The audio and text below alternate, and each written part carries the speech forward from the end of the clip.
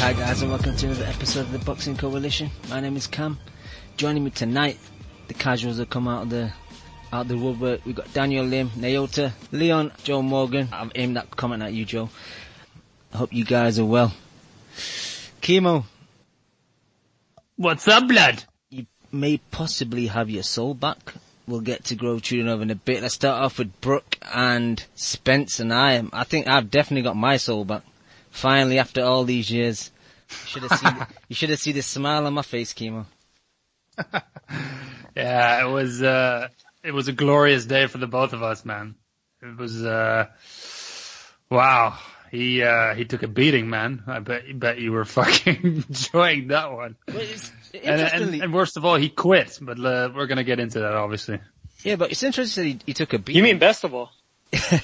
Eventually he did, but early on I was a bit worried for Spence. He was looking quite one-dimensional, and his jab looked a bit off, like the range wasn't good.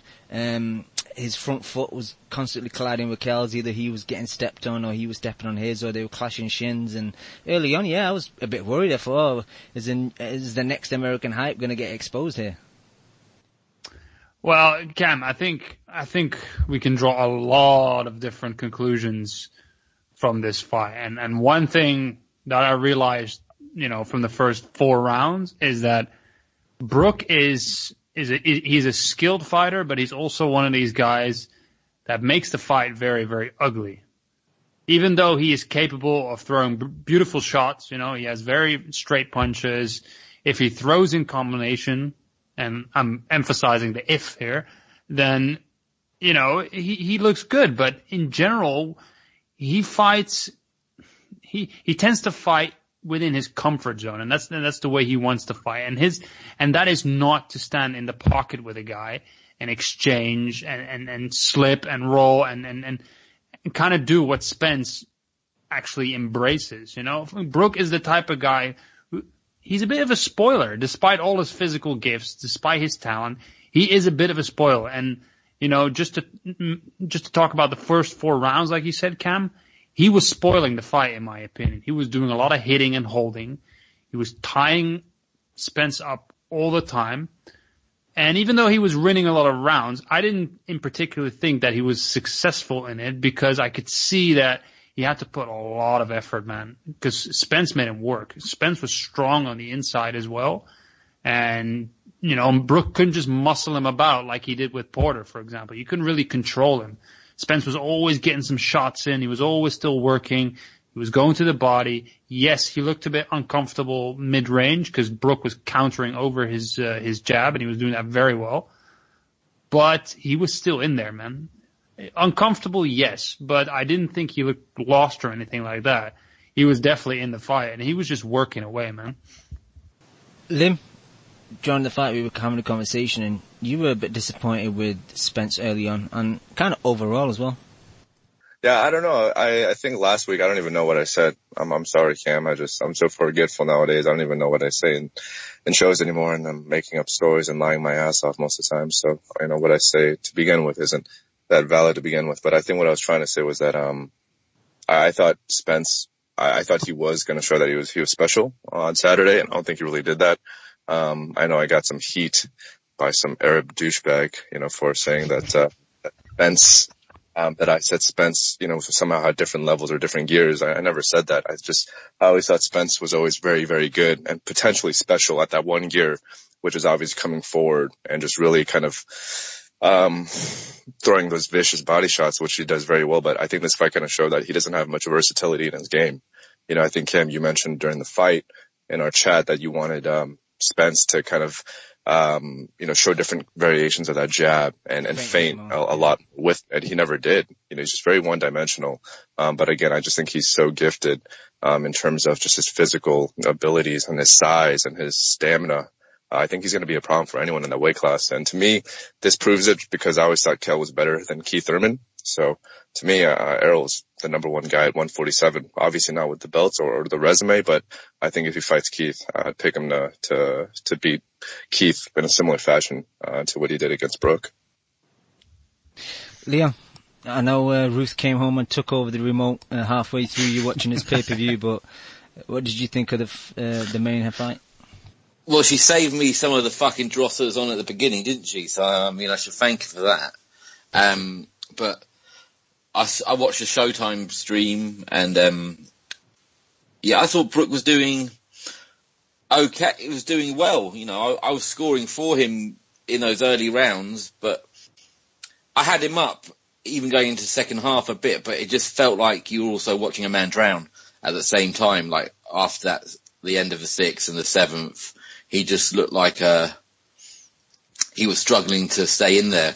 And that's what he did. He just kind of wore him down, didn't he? And just dragged, very good on the inside, I thought. He was, Brook wasn't able to do, especially later on, he couldn't hold him, and the ref, to be fair, didn't let them work it out, didn't he? Didn't break him up too much. And, he's a strong guy, isn't he? And he can clearly punch, and Brook's got a decent chin on him. I mean, the rest of his face might be made of paper mache, but, he took some shots to the chin and the body, because I think that body work could kill Furman, I think he could get to Furman really easy. We've seen what happens when people touch Furman to the body. So, no wonder he's calling for that fight, because he knows he can beat him.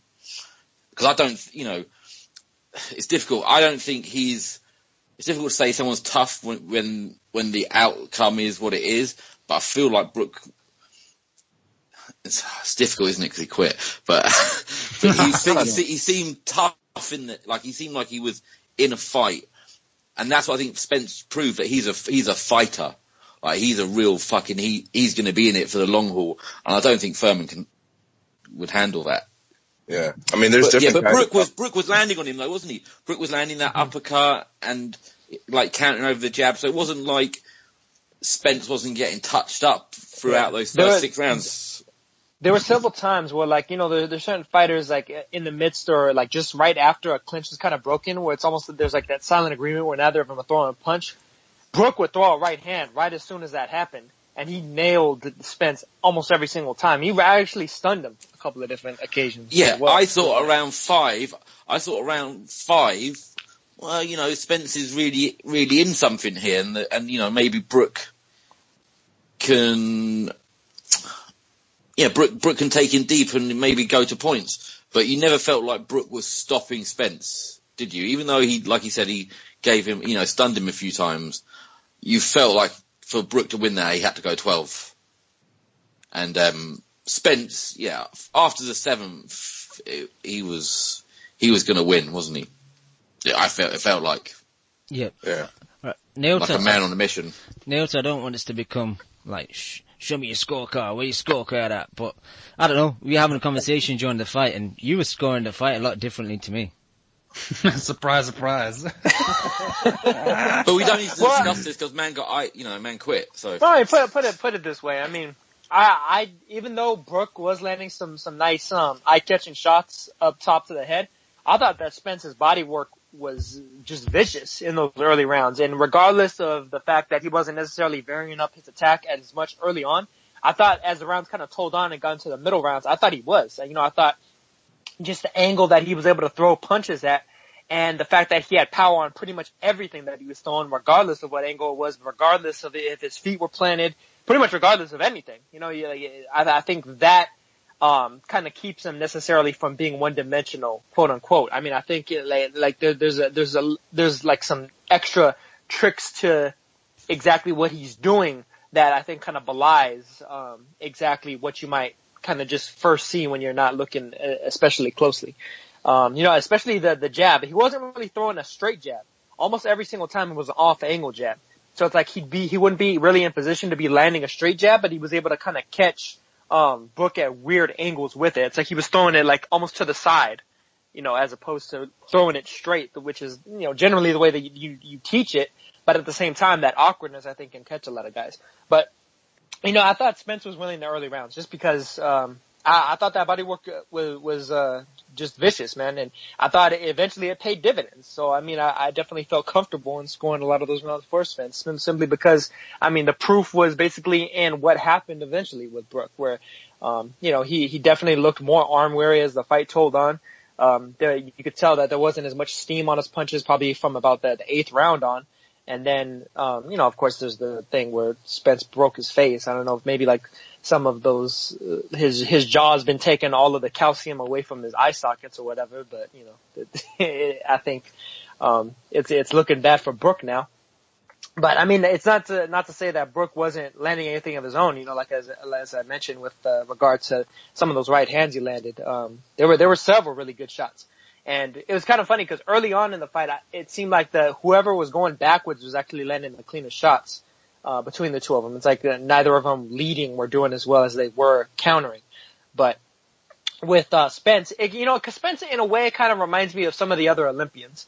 Like just to toss some names out, Gary Russell, Rashid Warren, and Jojo Diaz, where when his hands are moving, his entire body's moving, and you could see that he's like kind of really into a groove, into a rhythm, where it's like his defense is a little bit better, he's able to roll punches a little bit better, he's not taking everything flush. But when his hands aren't moving, he's almost like a static target. And I mean, either way, his defense is pretty iffy. But when he's not moving in particular is when his defense can definitely be a liability. That said, I mean, he took the punches really well. He definitely showed he had a hell of a chin. I think a lot of those punches that Brook would have landed on anybody else would have put him a lot further into Queer Street or down or whatever. But, yeah, man, I think Spence is going to be just an absolute problem regardless of, anybody he fights. It's going to take somebody really damn good in order to beat him. He's a physical dynamo, and I mean, he has enough, tricks to his skill set that, it's still hard for me to really favor anybody over him. To me, the only guy I'd really give kind of a solid chance against him would be Thurman if Thurman came out like a bat out of hell, kind of like he did against Garcia, and if he caught him cold and just kind of, overwhelmed him early. And even if he didn't knock him out in those first couple of rounds or what have you, a lot of times when you get caught early, like Francis Barthélemy against Kirill Relic, it takes, it completely throws off your game plan. It takes you forever to get back into the fight at all, if you're even able to. Yeah. So, that's pretty much the way that I feel about it. I got Spence pretty much over every welterweight that there is right now. Every welterweight. Yep, every welterweight. Joe Morgan, your thoughts on, Spence versus Brook? Well, if I'm Brook, I blame Eddie Hearn. But I'll get to that in a bit. Yeah, but he helped him pay his mortgage, so he can't blame Eddie. No, but in terms of the fight, it was obviously a very close fight for long portions of it. I had Brook. I had it more like your scorecard, Cam, where I had Brook probably like 4 rounds up at one point. Because I just thought, even though Spence was looking very good in the clinch, I just thought Brook was doing the cleaner work. And he is an awkward fighter. I get where Kimo's coming from, because he did the same with Porter, where he sort of manhandled him and made it scrappy. There wasn't a lot of really clean, flowing combinations, but it was effective. And at one point, I think it was at the end of the 5th or something, it looked like if this carried on, he might have even got Spence out of there, because he hit him with a few nice shots. But I'm not a good enough analyst to tell you what Spence changed, but he changed something, or maybe it was even that Brook started to tire, but something changed in towards the later rounds, and you could see Brook starting to drop off quite an alarming rate. I think it was, sorry to interrupt you, Joe, I think it was a combination of work rate that Brook was doing. He's not used to kind of that high work rate, and the body work that Spence was doing, because he really invested in that body early, and I definitely think that was part of the reason he slowed down. But yeah, go ahead, sorry. Yeah, no, he did, and they're like, you're looking at like 2 of probably the strongest welterweights out there, because they were both sort of forcing each other onto the ropes, and to me that they're clearly the 2 best welterweights going. I think Thurman obviously is very good, but I'd probably still pick, well, maybe not now, but I probably would have before the fight have picked Brook to beat Thurman as well. So, it was such a high quality fight. It's almost a bit harsh to give Brook too much shit, because it's not like he fought some, top 10 guy and he lost. I mean, everyone's sort of expecting Spence now to go on to have a long, illustrious career at welterweight and light middle. So there's no shame in that. But for me, Eddie Hearn gives it the big, come to Matchroom, we'll guide your career, we're the best place, we make the smart decisions. But you got to question how actually smart the decision was to fuck off the entire welterweight division for a year, put on an extra 13 pounds and fight the most fearsome middleweight we've seen in the last 15 years. I mean, fair enough. fair enough, like, you probably got a bit of money for it, but I can't imagine you got paid, like, a disgusting amount of money compared to probably what he was on for the pay. Because let's not forget, Brook was a pay-per-view fighter. He was getting a decent wedge anyway. Kern was giving it, who's bought his house after the Porter fight. I'm so happy to see that. But he's gone and sacrificed a pretty good career for a Golovkin payday, and I don't even think that's that big. The point is with the reason they've done it is because it was a desperate move, because Eddie Hearn had not been able to get done. Oh, that's what I Brook's agree. career after winning the belt. He's almost conned Brook a little bit, because you know what fighters are like. They'll fight anyone. Like, they'll say, "Oh, yeah, no, I'll fight him. It doesn't matter." And it's your job as a promoter to say, "Hold on a minute, mate. I know you want to fight him, but think about down the line here. I don't know if that's the best option for us at the moment. And let me take the shit. Let me take the shit for you ducking him if people are going to say that's what it is." Also, Brook's management, whoever making, because it's not always Eddie Hearn's decision who he fights. He puts offers to him, right? Who in the Ingle gym, all these other people are thinking that is, they should be holding Hearn to the fire and go, we don't want to fucking fight a monster middleweight, two divisions up. We've got a fucking belt and we've got good guys, and they should also be willing to go somewhere to do it, because he's obviously not the draw. They fucked it. They've also take blame for this horrible mismanagement. They take the majority of the blame for me. It's not like he's in some shitbag division, like he's down at flyweight where, you know, you can't grab a fight, or light middleweight or something. He's in the money division. He's in the welterweight division. There are loads of good welterweight fights that they couldn't get because A, they weren't willing to pay enough, or they weren't willing to travel, and as a result, Hearn sort of felt backed into a corner and thought, you know what, we're just going to fight Golovkin, aren't our balls fucking massive? But I think it's also the Khan shit. The Khan shit's head fucked them with the Canelo fight. So, we could do that, we can do that. Like a little brother running after an older brother, you know, I can do that as well. But what does this have to do with the fight? Well, the reason, the way it has to do with the fight is obviously if you put on 13 kilos and fight at that weight and you drain yourself back down, you're obviously going to leave something up there when you go up to 160. Yeah, but you're speculating, Joe. Nobody has said anything about that. No, because what happened in that fight? Brook gassed. No, it's not gassed, man. Listen. Okay, because I want to talk about this as well. Brook, you say Brook gassed, yeah, but Brook has always had a very, very similar mentality. And we can't forget about his past, man. Like I said before. What about the Porter fight? You didn't gas in the Porter fight. You finished quite strongly in the Porter fight. Because Porter couldn't make his way out of the clinches, man. Look at the fucking work rate that Spence forced upon him, man. Yeah, I accept. It's a completely different fight. Spence put in more body work, but I still think if Brook doesn't drag himself up to 160 and fill out at 160, get his shit pushed in at 160, and then takes himself back down to 147 pounds, he's in a far better physical shape to deal with that bodywork than if he hadn't have gone up to 160. Do you see the logic in that? I'm, as a general statement, yes, there is a possibility of that. We've seen it in the past. But to bring this up now, when he made the weight and he looked good at the weight and he looked good in the fight, you know, we're not making excuses for Brook. We're talking about Hearn's mismanagement of his career. That's all. Yeah, but Joe is alluding it to the fact that he failed in this fight. Yeah, that's what you're saying. Yeah, that's what I'm saying, that there's a portion of responsibility in terms of his conditioning. It doesn't matter how good people look on the scales. Sometimes it's about that ring fitness that just gets knocked out of you when you have to jump up and down in weight. If that was the case, every other fighter would be going up and down looking for the paydays. There's a reason why the fittest people in boxing are the ones that stay around their fighting weight constantly, because it's not good for your body cardiovascularly to keep jumping up and down and putting on all this muscle mass.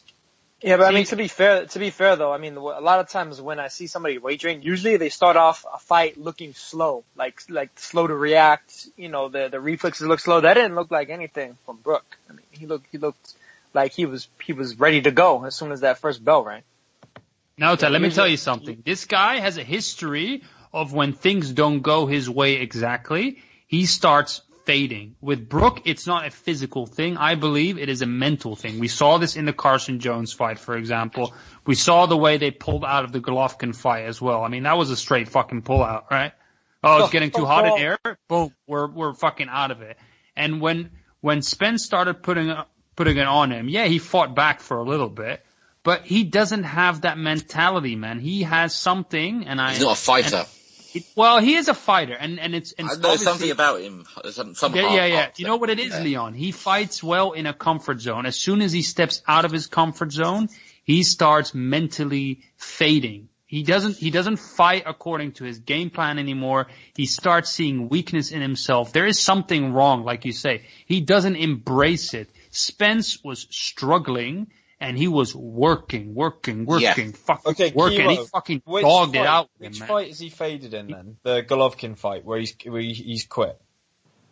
But look at his opposition. He hasn't had that many tests. That's what I'm trying to say. But the tests that he's had, like the Carson Jones fight, he did exactly the same thing. But Carson Jones was nowhere near the type of level where he could elevate and fucking take his ass out. He also struck. Remember with Brook, it was always the nose. We always said it was the nose. Yeah, break the nose. Yeah, we said, oh, when this guy's nose goes, it's over. We always said this in the past.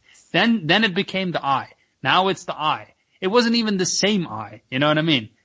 I don't get how you can, because you've seen how in both the Golovkin fight and the Spence fight, there was an opportunity, if you're going to say he quit, there was an opportunity to quit at least a round before he was actually forced, the fight was stopped. Especially in the Golovkin fight. I don't know how you can say that this kid is a quitter, because the fight... Well, we're going to come to semantics about this quit. And yeah. Right, okay. Can I just... You finish here. Okay, well, my view on a quit is the only real quits in boxing are the ones where you just can't be asked because the guy's so much better than you, like the Nomaz fight with Duran. Obviously, if you get in a boxing ring, you've got fucking stones of a fucking titan. And the difference with this and the hypocrisy of this is that just because you wanted an extra fucking 6 minutes of entertainment, the kid has to fucking carry on and he could lose the sight in his eye. And I know we don't know what the fucking injury is, but look, he's a fucking tough guy. He's a fighter, Brook. He's obviously gonna, if there's something that painful, it's gonna lead him to stop the fight. So it's bollocks really, because what about someone like Nick Blackwell? You look at him and no one calls him a quitter, but you don't have to fucking deal with the fact that you've got a fucking brain injury. Like, you don't give a single shit about Nick Blackwell. You don't think of him for a single minute of any day. What about that fucking that Gutneck, the guy Groves fought? No one's saying he's a quitter. He's a fucking warrior to all these boxing fans. Joe, he didn't quit. Joe, hold on. He got stopped. Because there's a different argument here, because I haven't even called him a quitter yet. Yeah, it's not about him being a quitter. Let me put it like this, yeah? And it's the same with you, when you're at university or with my job or whether you're a boxer, you are being compared to your peers, right? That's all I'm saying. I'm saying if I look at other boxers, true top level fucking warriors, right? And the biggest example that I have is the one that was in the ring with him, Spence, yeah? Kimo, there was no... Let me finish. 1 second. Spence went through that fight, and it didn't even look like he'd been in a fight at the end of it. You could obviously see Brook's eye there was something fucking wrong with it. But we've seen other boxers on similar levels, less talented than him even. I mean, biggest example is Arthur Abraham, with fighting with a broken fucking jaw, leaking blood. There are some guys that mentally, I'm not calling him a quitter, I'm just saying there are boxers that are mentally way stronger than Brook. You cannot deny that. No, I disagree. You cannot deny that. I disagree because a jaw is not, it's obviously very serious, but I think an eye is pretty much the most serious injury apart from your brain that you can get in boxing. But I'm not talking about the severity of the injury. I'm talking about the mentality of the fighter. God, no, to help me out. Who has had some really fucking gruesome eye injuries? Dennis in boxing? Lebedev. Margarito. There you go. No. Paulie Malignaggi versus Cotto. I'm not condoning it, Joe. I'm not condoning it. I'm just saying he doesn't have the same level of willingness to sacrifice as other fighters. And Bellew fucking called him out on this. I hate Bellew, yeah, but he called him out on it, and he was honest. He said... that's bollocks, though, because... say someone... Because for me, Brook didn't quit. He was injured in that fight. He was obviously injured by Spence. I'm not saying that it was a lucky injury. Spence injured him, but when you're injured, you can't continue to fight. Look at... So when... an injury... No, hear me out now. What you just said was factually incorrect. You can continue to fight. He chose not to. Okay. You know the Glasgow fight where he fought Charles Martin? Yeah, that's an injury. Yeah, did he injure that, or did Glasgow quit? No, he was injured. Okay, so what's the difference between Glasgow injuring his knee and Brook injuring his eye? Because punch him. Oh, you can't punch with your knee. Can't punch without a knee. Okay, in that case... He ruptured his knees, the man was on the floor crying. No, he was saying that Martin didn't punch him. Martin didn't cause that injury was punching. Exactly. Completely different. It's not, because they're both injuries, whether they're sustained from... The man couldn't stand up. He could not stand up from the floor. One injury was caused by legal blows. The other one was caused by another example. What about Hay and Bellew? He got knocked out. Did Hay quit in that fight? No, because he got knocked out and he fought for 5 rounds with his ligaments all fucking hanging about down there. No one dislikes Hay as much as me, but he didn't quit. He got beaten up. He carried it. It's also the body language. He fought through it. Because he was injured. The body language, Joe. I mean, if you look at Brook started fucking around with the eye already like in the 8th round. He started he wasn't comfortable obviously, but you could see he was always touching it. He knows what's up. He's got a fucking eye injury, but some guys choose to fight through it, and some guys don't. Look at Andre Berto versus Guerrero. He looked like fucking E.T. The consequences. He looked like fucking E.T. and he fought on. You know what I mean? I'm not criticizing Brook for it. I'm just comparing him to his peers. That's all I'm doing. I'm saying he doesn't have a mental edge like some other guys do. He simply doesn't. He doesn't. Guys have fought through way worse. I just gave you Andre Berto. He went through 12 fucking grueling rounds with Guerrero, and both his eyes were closed, dude. Come on, you can't look at the way Brook was talking after the fight. He was there like wide awake, you know. He was like, yeah, man, I couldn't see. I saw 4 people in the ring. Yeah, that's it. You know, like he doesn't have the same grit. He doesn't. I'm sorry. So look, this is, if you take away the fighters' names and go, right, here's a scenario, fighter A punches fighter B, breaks face, takes a knee, looks to the corner, looks at the ref, doesn't stand up, and then I ask you what happened, you would describe a quit. And we're not saying he's a quitter, but he quit. He opted out of that fight. Yeah, but Leon, he quit because he was injured. Okay, that's fine. How is he supposed to know? Like, does he have an X-ray at ringside? Yeah, but no, I don't think you can truly think like we fucking react if someone pokes us in the eye. It's the fucking. Yeah, just a second. It goes back to what Chemo says. We are comparing him to his peers, and which peers? You're comparing him. Just a second. You've spoken. Can you just pipe down for 1 fucking second? Go on, look, we are comparing it. We are looking, and I'm no historian, but we are going back and comparing it to his generation now and previous generations. And that's just unfortunate. That's just the way it goes. That's how this sport is judged. So for whatever happens from now on, he quit in the fight. That's just what happened. He wasn't pulled out because of injury like Glasgow, who fell on the floor in his corner, pulled him out because he didn't quit against Golovkin. He was pulled out. I'm not saying he quit against Golovkin. He got his shit pushed in and his corner pulled him out.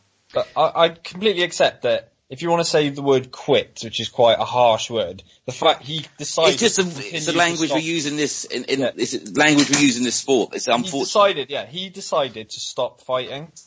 But my issue is that he's getting way too much shit for it than I don't think he should get any shit for it. Because if you look at someone like I don't know, fucking Vladimir Klitschko now. Everyone thinks he's a fucking warrior, like, after that Joshua fight. But they wouldn't have said that when he decided to quit, in your words, against Chris Bird when he had the shoulder injury, because he knew that if he'd have carried on, he could have done himself. That was the other brother. He could have done some serious damage that would have never have led to a fucking long and illustrious reign at the top of the heavyweight division and a huge, massive, fucking brutal fight with Joshua. And everyone. I think there is a difference between.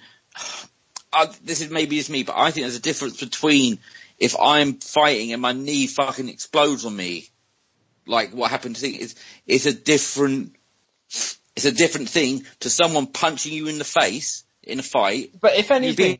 And then taking a knee and deciding not to get up is a very different thing to a ruptured knee or your Achilles going or your shoulder popping out. But if anything, that's less serious. That's just a sport, though. Yeah, but if anything, that's less serious because I'd rather have a fucking busted knee than blind. Yes, fine. But the fighter who you're fighting made you stop fighting. But that's the whole the damage he did. That's the whole idea of the sport. Obviously, you give Spence the props for stopping Brook on an injury, by causing Brook an injury that caused him to stop fighting. We shouldn't be labelling Brook a quitter and some sort of fucking pussy because he could have made one of the smartest decisions in his entire career by saving his eye, in the same vein that Klitschko fucking saved his shoulder, and no one is calling Klitschko a quitter or a pussy because of the way he fucking pulled out of his fight. He took a knee and chose not to get back up and fight. That's the difference. I'm sorry. It's brutal as it is. The one that injured his shoulder was Vitaly, not Vladimir. Oh, sorry, it still works the same point, obviously, because obviously Vitaly saved his career. He's a fucking Lewis and etc. Yeah. Just speaking of Vitaly, remember his fight against Lennox Lewis? His eye? It was about to fall out of his skull and he wanted to keep fighting. Yeah, Joe, I don't want this to sound like we're all ganging up on you, but my view, at the time, I thought it was a quit. I've gone back and watched the fight today, and just made the point in the chat where your point is kind of negated, because in the 10th, where you could say his eye was maybe in the same pain as it was in the 11th, when he took the knee, he came back really well in the later half of the 10th round. Shown a lot of heart, I thought. He could have just kind of stood up against the ropes and kind of trying to block and slip and move and not take the punches, but he came back at Spence, so that kind of negates the fact that, well, his eye couldn't be that bad, like he was catching him with clean shots, so how can your eye be that bad? Obviously, he's still got another eye, but I just don't think he was as injured as they made it out to be afterwards. And yeah, I think what I shouldn't have said that he didn't quit, because if you're looking at it just purely from like a logical standpoint, Brook decided to stop fighting because of what Spence had done to him. So my issue is more that people are jumping on that and looking at that as though that's a negative on Brook's character and his will to fight, in a sense, because he's not willing to risk his eyesight for another 6 minutes to lose on a points decision. No, that's fair. I just think boxing fans have been conditioned to think that everyone has to be, a Ricky Burns or a Margarito. And you look at fucking what Margarito's turned into now. Like, he's fucking blind. He's pretty much blind in one eye. No one fucking gives a shit about Margarito having to live with fucking one eye blind. I just think it's really it's almost a bit unfair. Yeah, but Brook, Joe, they don't fight for free, Joe. Welcome to the real world, Joe. Yeah, but come on, guys. Like, let's have a bit of heart here. I mean, but I don't know. It's just, you see, like, let's see I think how bad it is. Guys were going fucking nuts on him, calling him a quitter and stuff, and it's just like, but not all of them. But I think some people have called him quitters, some people haven't. On all the things I've listened to, it's been kind of, 50-50. Yeah. It's just, look, we go through the history and we follow what's like. I know, like you go, said, think the ones that stand it's out. Just, that's the way it is. I know, but the ones that stand out are the guys that probably should have, if common sense, or not even common sense, the guys that just really went above and beyond what was even human. Yeah. There is, like, the vast majority of guys, I would say, you take an average boxer, he would have done the exact same thing as Brook. He would have fucking decided your average boxer. Yeah, but I mean, look at Matisse against Postal. It's kind of a similar situation. Yeah. And we It happens. But what I'm saying is the guys that go on way past what they should do is give them credit. Well, like your heroes, your warriors, fucking good on you. But you shouldn't shoot down the guys that don't follow those sort of people and call them quitters, because they've got fucking way more bollocks than we'll ever have, even by getting into a ring and withstanding that much punishment anyway. So to label them quitters is to do them such. You don't know what we go through on a daily basis. My life's a struggle. But Joe, I think we're kind of arguing two different things. And you're talking more about the, personal, the human aspect of it, and we'll get to that later when we talk about Groves' post-fight speech. But I mean, obviously, man, I feel you. I do feel like emotional sometimes looking at a fight as well, and it's horrible what happened to Nick Blackwell. But on the other hand, and I'm happy to discuss this any time of the day, by the way, because it's the fucking reality of it. But on the other hand, we are a bunch of bloodthirsty ghouls watching a blood sport, and we're that's not. We're also better than that. No, we're not. No, man. No, we're not. We're not. I watch this shit for modern day gladiators, basically. Yeah, I want to see a war. I don't want to see a fucking pity patty, tickle fest. Yeah, this is why we watch boxing, man. We can be fucking real about it. If you're gonna be a boxing fan, be real about it. And most smokers should be the ref in every fight. Most of these guys, just because it's not visible doesn't mean they're not doing lasting damage, man. All of these guys are doing brain damage to each other. That's the fucking reality of it, man. You know what I mean? And some guys, sorry, Leon, one more thing. Some guys, when they say, and they look in the camera and they say, I'm willing to die in that ring, I believe them. There are a lot of guys, then when they say that, I believe them, and they've proven it. With Brook, I'm sorry, I don't believe it. I don't believe he's got that true, like fucking selfless warrior spirit. The words you're using, like that true sense of bravery, that's fucking, I think that's too harsh, because if Brook says, I'm willing to die on that ring, you can turn around and say, well, based on the past, you obviously aren't. You're willing to go through a fucking lot of pain, but you will stop once, like, your sight is threatened. And you shouldn't be giving him shit for that. I'm not giving him shit. When have I given him shit? He's talking about the general world, I think. The general. You're talking about people that calling him a pussy, man. I've never done that to anybody, man. Come on. How am I gonna call a professional boxer a pussy? They would knock me out in 1 second. You know what I mean? It's not about that. There's nothing. But that's not the point. That is never the point. Yeah. I hate that argument. I hate the not been in the ring shit. I don't know. I guess the final thing I want to say on it is that, fair enough, the guys that go above and beyond, they're fucking warriors, and call them warriors because that's exactly what they are. But the guys that go through a pain barrier, the way Brook did by coming out swinging and towards the end of that 10th, they don't have to be quitters. They can still be warriors, but maybe they're just not as fucking stupid as the guys that probably go beyond that. All right, we need to move on to the but kind of... one more, sorry, Cam, sorry, one more thing, please. One thing also, because you're talking about, we shouldn't undermine them, but we should also not fucking overpraise them at the same time. Yeah. Brook came back with like 8 punches in that round, and he deserves a fucking medal for that, and he's so brave. I mean, come on, man. I'm comparing him to with all the other shit that I've seen in the ring, and it's not fucking out of the ordinary what he did. He got the shit beaten out of him towards the end. He came back one round, threw a few punches, and then he went and took a fucking knee. You know what I mean? It's not that special what he did, Joe. You know what I mean? Well, I mean, really. And you also shouldn't undermine the fighters that do fight through that, where the difference between their next person, the difference between winning and losing is their next purse being 7 figures and their next purse being 5 fucking figures. Yeah, exactly. That's very true. A lot of people are fighting for much more. Kell Brook is a privileged fighter, like a lot of those matchroom guys. But there's a lot of other guys, like now it says around, who will have to take the fucking fractured eye socket because it might mean, like you said, it's life-changing money, So. Cecil Kit. And I mean, I'm sure he was probably threatened by the fucking Cecil Kit's head the entire time. But, he was only making a little more than $500,000. Yeah, and not to mention, he was talking hella shit the whole time as well before the fucking fight. Chocolate brownie this, chocolate brownie that, and saying how he's a fucking warrior. Well, there you go. That's quick. My final point was because I didn't get to finish it before. My personal view on the reason why he didn't want to continue was because I think he knew eventually he was going to get stopped, and he didn't want to get laid out on the floor and that's the reason he stopped, I think. I don't think he wanted to, because he's constantly told Khan about, you laid out on the floor, knocked out, blah, blah, blah. So I think mentally he didn't want to get stopped. He'd rather just stop the fight himself. Yeah, there could be an aspect of that. I do agree. I think he knew he was losing. But for me, he's a warrior. If he's not a warrior to you guys, then... No, look, I hate all these terms. I just hate all these terms.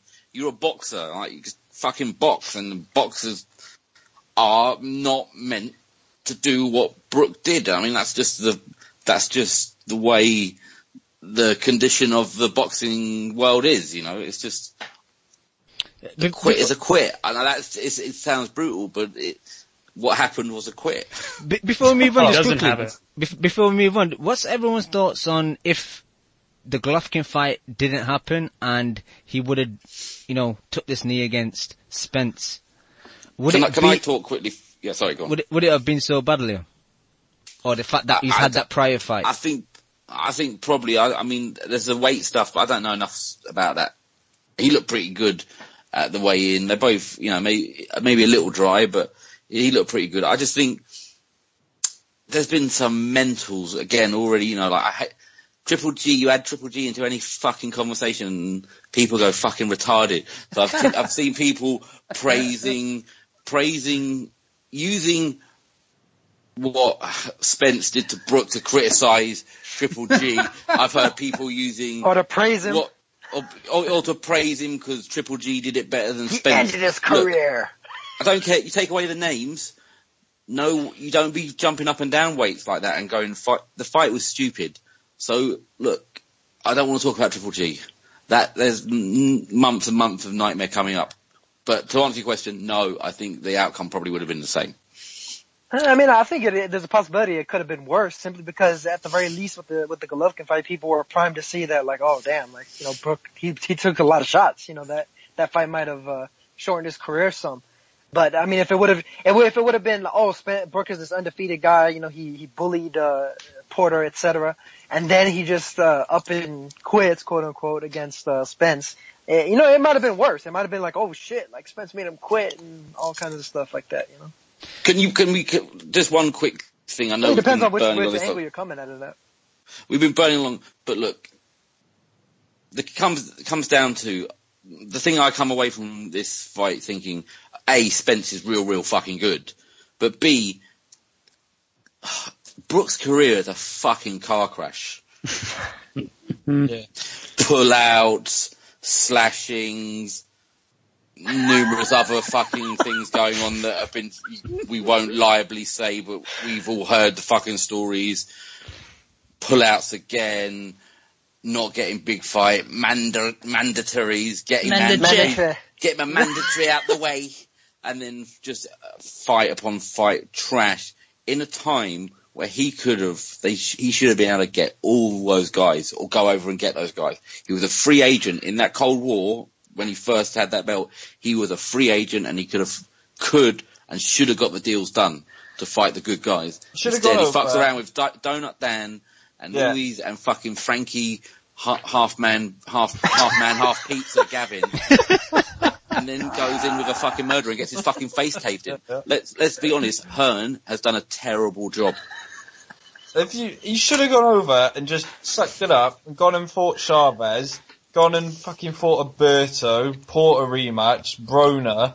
He might have even got a Bradley fight or something like that, but no, he decides to stay at home and fight fucking... How can they not get the Pacquiao fight? He's fighting fucking some Australian bartender. How can Hearn not get him the fucking Pacquiao fight? Didn't want to fucking take... He felt... Unless Pacquiao doesn't want to duck in him.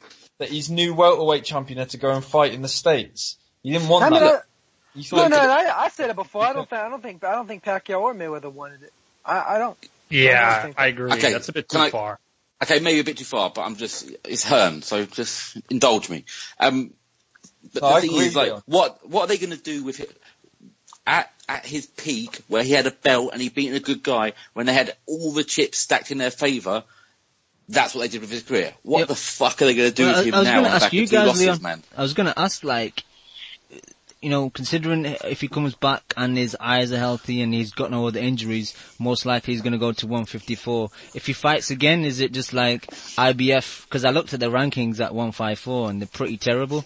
Will he just make it a run at the IBF? Yeah, but I would. I think Hurt is whack, and I think Brook could still beat Hurt regardless of what happened to his fight. Yeah, I agree with that. I think he's the one who's, if you're going after anyone, he's the one to go after, because that kid's open. Yeah, but he's going to have to mention that IBF may be clearing out soon. It seems like everybody's looking towards middleweight. But he's going to have to. I don't think. Sorry, go on. I was going to say he's going to have to get a win before you'd even get a chance at Hurt, even though Hurt's champ, you'd have to get a win first. But sorry, I just don't think that Brook will have many fights left in his career after this, and light middleweight is the worst possible division to go to for easy fights for big money. So, and he could have gone in there with a clean run at welterweight, and then he could have asked for those big purses because of his run at welterweight, and it's all ifs and buts. If he hadn't have gone up, he might have lasted the 12 with Spence, or he might have been in a position where he could have won the fight with Spence. That's probably doubtful. But it could have been managed so much better that when you're entering a division like 154, where your casual fan can't even name a single fighter from that division, he's going to go in there with a hell of a lot more financial backing than he is now, because his stock is pretty fucking low at the moment, that he can't go and demands these sorts of figures that he probably wants at this stage of his career. Yeah. And the Khan fight is fucking dead in the water now if he goes up to 154, unless Khan decides to fucking sign away the entirety of his fucking chin, which I don't think he's going to do. Which he will. We know that he will. Yeah, but it has to be the Khan fight if he wants the payday that he's after. But even that, do you remember 18 months ago, we would say that would sell out Wembley easy. And now, it's just stagnated. Both guys have fucking lost twice now, badly. I don't know. I'd obviously still watch it, but does that even sell out like the O2? What a difference a couple of years makes. But Leon, before you go, I just want to ask Kimo something. You think that Hearn will find Brook a hard sell now? Because either you got the asterisk next to his name for his injuries, then you got the asterisk next to his name about the quit / taking a knee situation. So, do you think Hearn's going to find it difficult? I don't think so at all. I mean, I think they'll be fine. I never really got the appeal for Brook anyway, and frankly, I was very surprised when they announced that this would be a stadium fight. Fair enough, it wasn't a sellout, obviously, we all saw that, but there was a damn good crowd there, man. And I never really saw Brook as a pay-per-view fighter or a big draw or a charismatic guy that is all over the TV in the UK. He's never been that popular. I don't think a lot of casual fans know who the fuck he is. I mean, I could be wrong here, but that's kind of the gut feeling I have. And I think Hearn did in terms of building an event for this, I think he did a damn good job, and this will all blow over, man. I mean, you saw it with Groves, man. He was being fucking cheered to the ring, even though his career was on such a fucking downer lately as well. That will come around, man. And Joe, you're saying, the Khan fight, yeah, maybe now, but just wait a year. That shit can build up easily, man. You put those two motherfuckers on a television screen, get Johnny Nelson in between them, do a fucking face off, Yeah, but Kimo, you got to make sure that the chair has to be facing the wrong way for that to be fucking working. Do you know what I mean? And an awkward handshake at the end. Yeah. Yeah, the deep, insightful questions from Nelson. Exactly. Leon, sorry I cut you off earlier. What were you going to say, Leon? I was going to say, if you're going to go for one last fight for him, moving on to 154, you would move heaven and earth to get the Cotto fight. Yeah. Or a fight with Cotto. It's not happening. No, you're saying, but you're saying that it's not going to happen. But all I'm saying is that is the logical big fight. That's the only big fight I can see him in that makes any money, if he is all about the money. Because I don't think he wants to go through, look, that 154 is a difficult division. There's good guys there who, Yes, I don't know. I agree with him because you know? it's a couple of fights, and that's more risk if you've got eye injuries now. Even against a mid-level guy, if you get caught on the eye and your eye blows up. I think you're right. I think if he goes to 54, he's going to only want one fight. Yeah, there's not many fights left in that. Maybe Liam Smith. Beefy. Yeah. Liam Williams. Him and Liam Williams would be amazing. Belt, and then they'll do a fucking UK fight, man. Easy goings. Oh, fucking hell. Yeah. Smith is still highly rated, and Alvarez may be vacating the belt. Nah, man. Exactly, man. Should be Alvarez Liam Williams. might be vacating life. Should be Liam Williams, man. He's the true champ. Yeah, good debate though. All right. Should we move on? Anyone else got any thoughts? I know Kim, you don't really give your opinion on what you see next for Spence. Yeah, I mean, I think you guys touched on what's next for Spence. I think it's obvious. There's a couple of things I want to mention though, because I think we spent a little bit too long talking about Brook. I'm very excited, man. I think this kid's the real fucking deal.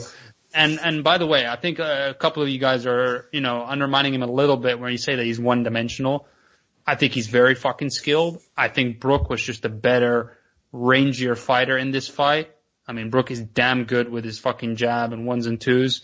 And I think Spence just struggled with it, man. He couldn't really adjust over it because he wasn't good enough on that certain, mid-range position. And that's fine, you're not going to be the best at everything. I think he realized, from the first couple of rounds when he was trying to box that this is not the area where he's going to win the fight. And to me, that's an adjustment in itself because he just fucking dogged it out. If you are able to do that, that is an adjustment in itself. If you have that extra gear, that extra will to go to, that's an adjustment in itself. Brook doesn't fucking have that. Spence did. He fucking kept on coming. He's got a great chin. He took some flush right hands from Brook and he didn't even... You know what I loved about Spence, man? Every time he got hit, what did he do? He responded. He responded. Like exactly, Leon. Every single time he responded. I fucking love that when a fighter does that, man. This kid's the real fucking deal, man. What's your dream fight for him next, then? Oh, my boy Keith. One time. Yeah.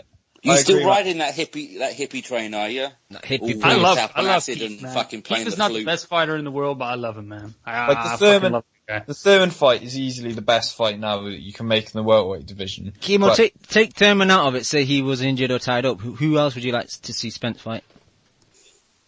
I mean, if it comes down to it, I honestly don't mind the Porter fight, and I think he would fuck up Sean Porter, by the way. I think that's an ugly fight. I think that's an ugly fight. I don't think so, man. I think it will be for a little bit, and then Spence is gonna fucking work his body and come in with those fucking short shots, man. I think he might. I think Porter will be in for a rude awakening because this guy knows how to fight on the inside. I think it's entertaining as fuck, man. All these people that bitch and fucking moan about Sean Porter's style and say that he's dirty just because he's beating the dog shit out of your favorite fucking fighter. Let's see if he's able to do that against Spence. I mean, I'd be willing to bet you that Spence won't be complaining and whining like a fucking baby about, leading his head and like Berto was like, as though Berto had never gotten his ass kicked before. Fuck out of here with that bullshit. But I think it's a great fight and it's a very entertaining fight. Porter's got other issues to deal with. Porter's got other issues to deal with right now because if you turn up live on Sky dressed as fucking Sporty Spice, you gotta take yourself away from TK Maxx, step away from TK Maxx, and spend some of your fucking money on your clobber. The thing is, you just fucking know Spence is gonna do a fucking Crawford now and just run through the fucking ghost, soulless bums of the welterweight division. Where the next three defenses are clearly gonna be fucking Guerrero. I disagree. Vicious Victor. I disagree too. I think he actually wants to unify and become, undisputed. I know he wants to. I don't disagree. Fucking Crawford probably wants to. I know Porter will fight him. I think Porter will fight anybody. He has that warrior spirit about him. I think he'll fight whoever. Isn't he in place for it anyway? Isn't he in place for it anyway? Isn't he mandatory anyway? So no, he's the mandatory for WBC. He's the mandatory for the WBC. For Thurman. Shams is right. It's fucking Colazo's is next, right? Yeah, Thurman's mandatory is for the WBC is Porter, and for the WBA I think it's Peterson. Peterson, yeah. And who for the IBF? Some next donut. Spence was the mandatory for the IBF, so there's none right now at the moment. But I mean, the top three rated guys are Carlos Ocampo, Luis Collazo, and Konstantin Ponomarev. There you go, fucking Collazo. It's going to be some dog shit fight for a couple fights. Man. Ain't Collazo fighting soon? Look, dude, I listen to what Spence said in the post fight. I take a lot from that, man. Because a lot of these fucking guys, you know, they come with the same bullshit answer. But he actually said straight away, he said, and this is something that a lot of Al Heyman fighters are doing all the fucking time. He said, I don't want to take a long break. I want to stay active. I want to fight a lot of times in the year. He said it specifically like that. And I want to face this guy, and this guy. That tells he named names. He didn't do that. Oh, I gotta talk to my people. I gotta talk to my side bitch. He didn't mention Al Heyman. Yeah. He didn't fucking mention. He said, "I want to stay active." That tells me a lot. That tells me that he fucking understands the game. You know what I mean? Yeah, I could be wrong. I could be wrong. Fucking next fight though. Well, let's see. Keith if it's a Porter, I'll fucking admit I'm wrong, but I just know this is boxing. Well, I mean, put it this way, man. So there's a lot of guys that were hesitant to fight fucking Spence. The guys like Thurman and Garcia didn't want to acknowledge the motherfucker's existence. So, I mean, I doubt that they'd be in any hurry to fight him now. You know? Including Broner. Agreed. Alright, are we done on this fight? Because we've burnt a lot of time. Anything else we got in this fight? Are you taking a knee, Cam? You taking a knee? You can't handle the pressure. I've got you're gassing. I've got that bad knee that I'm taking. I don't think you talked enough, Cam. I think you should gloat a little bit more, man. Yeah, enjoy this, Cam. Let it flow, man. Let the hatred flow. I'm drinking Lucozade and staying humble, so. You weren't, I tell you weren't private messages, you weren't. You were fucking loving it. Yeah, God, it's so vicious. Cam, you should tell that joke on air about Brook not passing a certain test. Eye test. You should share that picture of Cam with fucking a Kelbrook voodoo doll on an altar sacrificing. Yeah. Alright, Kimo, let's talk about your soul anyway, and possibly you may be back from George Groves winning a world title / becoming a belt holder. / becoming a belt holder, huh? Alright, I'll accept that.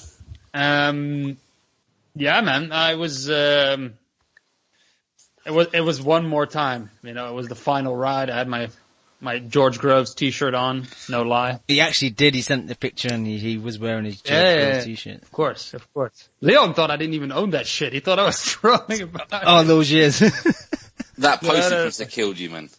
No, it's legit, but, fuck it, man. I rooted for the guy and, he fought a good fight, but to be honest, man, Cam, I texted you this as well. I was very worried in those first few rounds because I did not think he looked good. I still think George doesn't look the same. I think that whole, you know, athletic, explosive type of Adam Booth fighter style that he had is gone. And I don't think that's ever coming back, to be honest. But then again, I started thinking, like, maybe he's just trying to pace himself more. Maybe he knows, you know, like the fault of his gas tank. Maybe he's trying to be more, you know, smooth in the ring. Cause he doesn't move in like explosive bursts anymore. You know, it's all a little bit lethargic, a little bit less movement. He takes smaller steps. He tries to, but he tried to slip and work on the inside, and a lot of times he was just leaning on the ropes, which I fucking hated. And if Chudinov had a little bit more spite to him, I think he could have done some serious damage if that was somebody else. But I don't know, out of nowhere, all of a sudden he started fucking tagging him, you know, and hit him flush, and then he just kept on piling on punches, and the ref jumped in. First time I saw the stoppage, I thought it was fine. Second time I watched it, I was like, could have gone on for a little bit. But Chudinov is a tough motherfucker, and even when the ref was holding him, you could kind of see that he was out of it. Like he looked like the look in his eyes wasn't clear. He looked like he didn't know what the fuck was going on.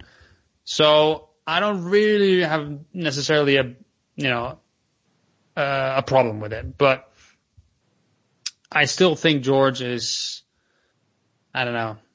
I have a feeling quite a lot of people are going to want to fight this guy. I don't think he looks good I mean, the broadcast, if you listen to them, they thought he was a fucking, it was the old Adam Booth grows again, but I don't think so, to be honest. I have to be honest with myself.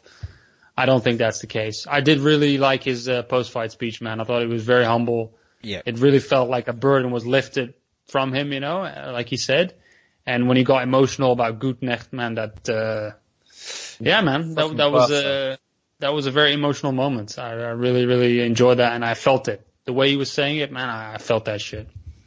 Leon, in 2013 November, you were in Manchester supporting George Groves against Carlton.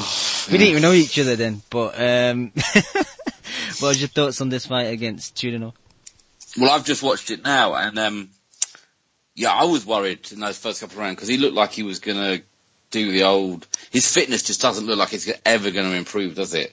Because he looked nervous, and he looked like he might gas a bit, but he turned it on in that last couple of rounds. And to be fair to him, I saw his punches, hands were quick. He might not be moving as well as he used to, but his combination punching was good. I mean, he was lighting him up in that last round. I think it could have gone on a bit longer, but he took a lot of shots for over a long period. I thought that must have been like a minute, right, where he was getting caught on a regular basis. But I don't know what he does in that division. I don't know. I mean, do we trust James Gale to beat him after what he did against Buddy Jack? No. Do we trust? I mean, no one trusts the Fail brothers. I mean, they got bail out their uncle before anything goes on, and then you got Callum and all these other people, failures. So yeah, he could still do something. He's still the biggest draw in that division, I would say. He's still got the power and the name. Like Kimo said, he got a good reaction from going up there, being a Chelsea fan going up. So, he got a good reaction, and he's always in fun fights. Yeah, the UK definitely like him, and Sky like him as well, because it was funny, like, I think people on Twitter were saying afterwards, it's great that Eddie Hearn got him a title shot, and he's like, well, he's not even signed to Eddie Hearn. It's just really the fact that Sky like him, and they managed to do a deal to get him on the card, but I don't know. It's a fun fight with any of the good guys. That's what I'd say, definitely. Yeah, I'm kind of mixed. When I initially watched it, I thought, apart from the times when Chudinov had him up against ropes, I thought his overall performance was decent, and then I saw some criticism on Twitter, so I went back and watched it today, and yeah, there were times where he was looking a bit sloppy, and he was very flat-footed, but his accuracy was, especially in 4th, 5th round, it was decent, man. He was catching Chudinov flush, and I said it last week, Chudinov is very basic, when he kind of double jab, gets close to you, and then when he kind of wings in those clubbing hooks, the arm punches, and he doesn't get much leverage on him, and even though he looks like he's kind of putting you under pressure and hurting you, he's not really hurting you, because I don't really see Groves hurt at any point. Even when he's getting caught clean, he just doesn't really rotate from the hips, and no upper body head movement at all, and yeah, he was just a standing target then, especially in that 5th round. Like, he took some flush shots, and I thought the stoppage was okay, because there was a lot of unanswered shots, and some people who have really good chins, they have to be saved, because they're not gonna stop themselves, and yeah, I'll admit it, man. People can shit on me if they want. I hate Groves. I'm not really happy that he's become a belt holder, but I have to show him his respect, man, because a lot of people after maybe 2-3 attempts they would have thought, fuck this shit. And after some of those world title fights, his performances, like that Murray fight, a lot of people thought it was a war and all that. I thought it was a very sloppy fight, and I don't think he looked that good against Gutknecht, and for him to show the persistence, and I commend him for that. I just like Leon. I just think 168 at the moment is pretty shit, and the problem with Groves for me is even before he's become a belt holder, he had this inflated ego, and now it's just going to be off the chain. He's going to start demanding big shit, and we're not having a fight over there. We're going to have it at Stamford Bridge with De Gale. We're not going to this. They all think they're stadium fighters now, so the 168 division is going to be crazy, especially with Callum Smith in there as well. Nailed him. I hope just David Benavidez comes in and just takes it over. I mean, I'm sure he will, but I don't think Groves' people are going to be stupid enough to throw him in there against him.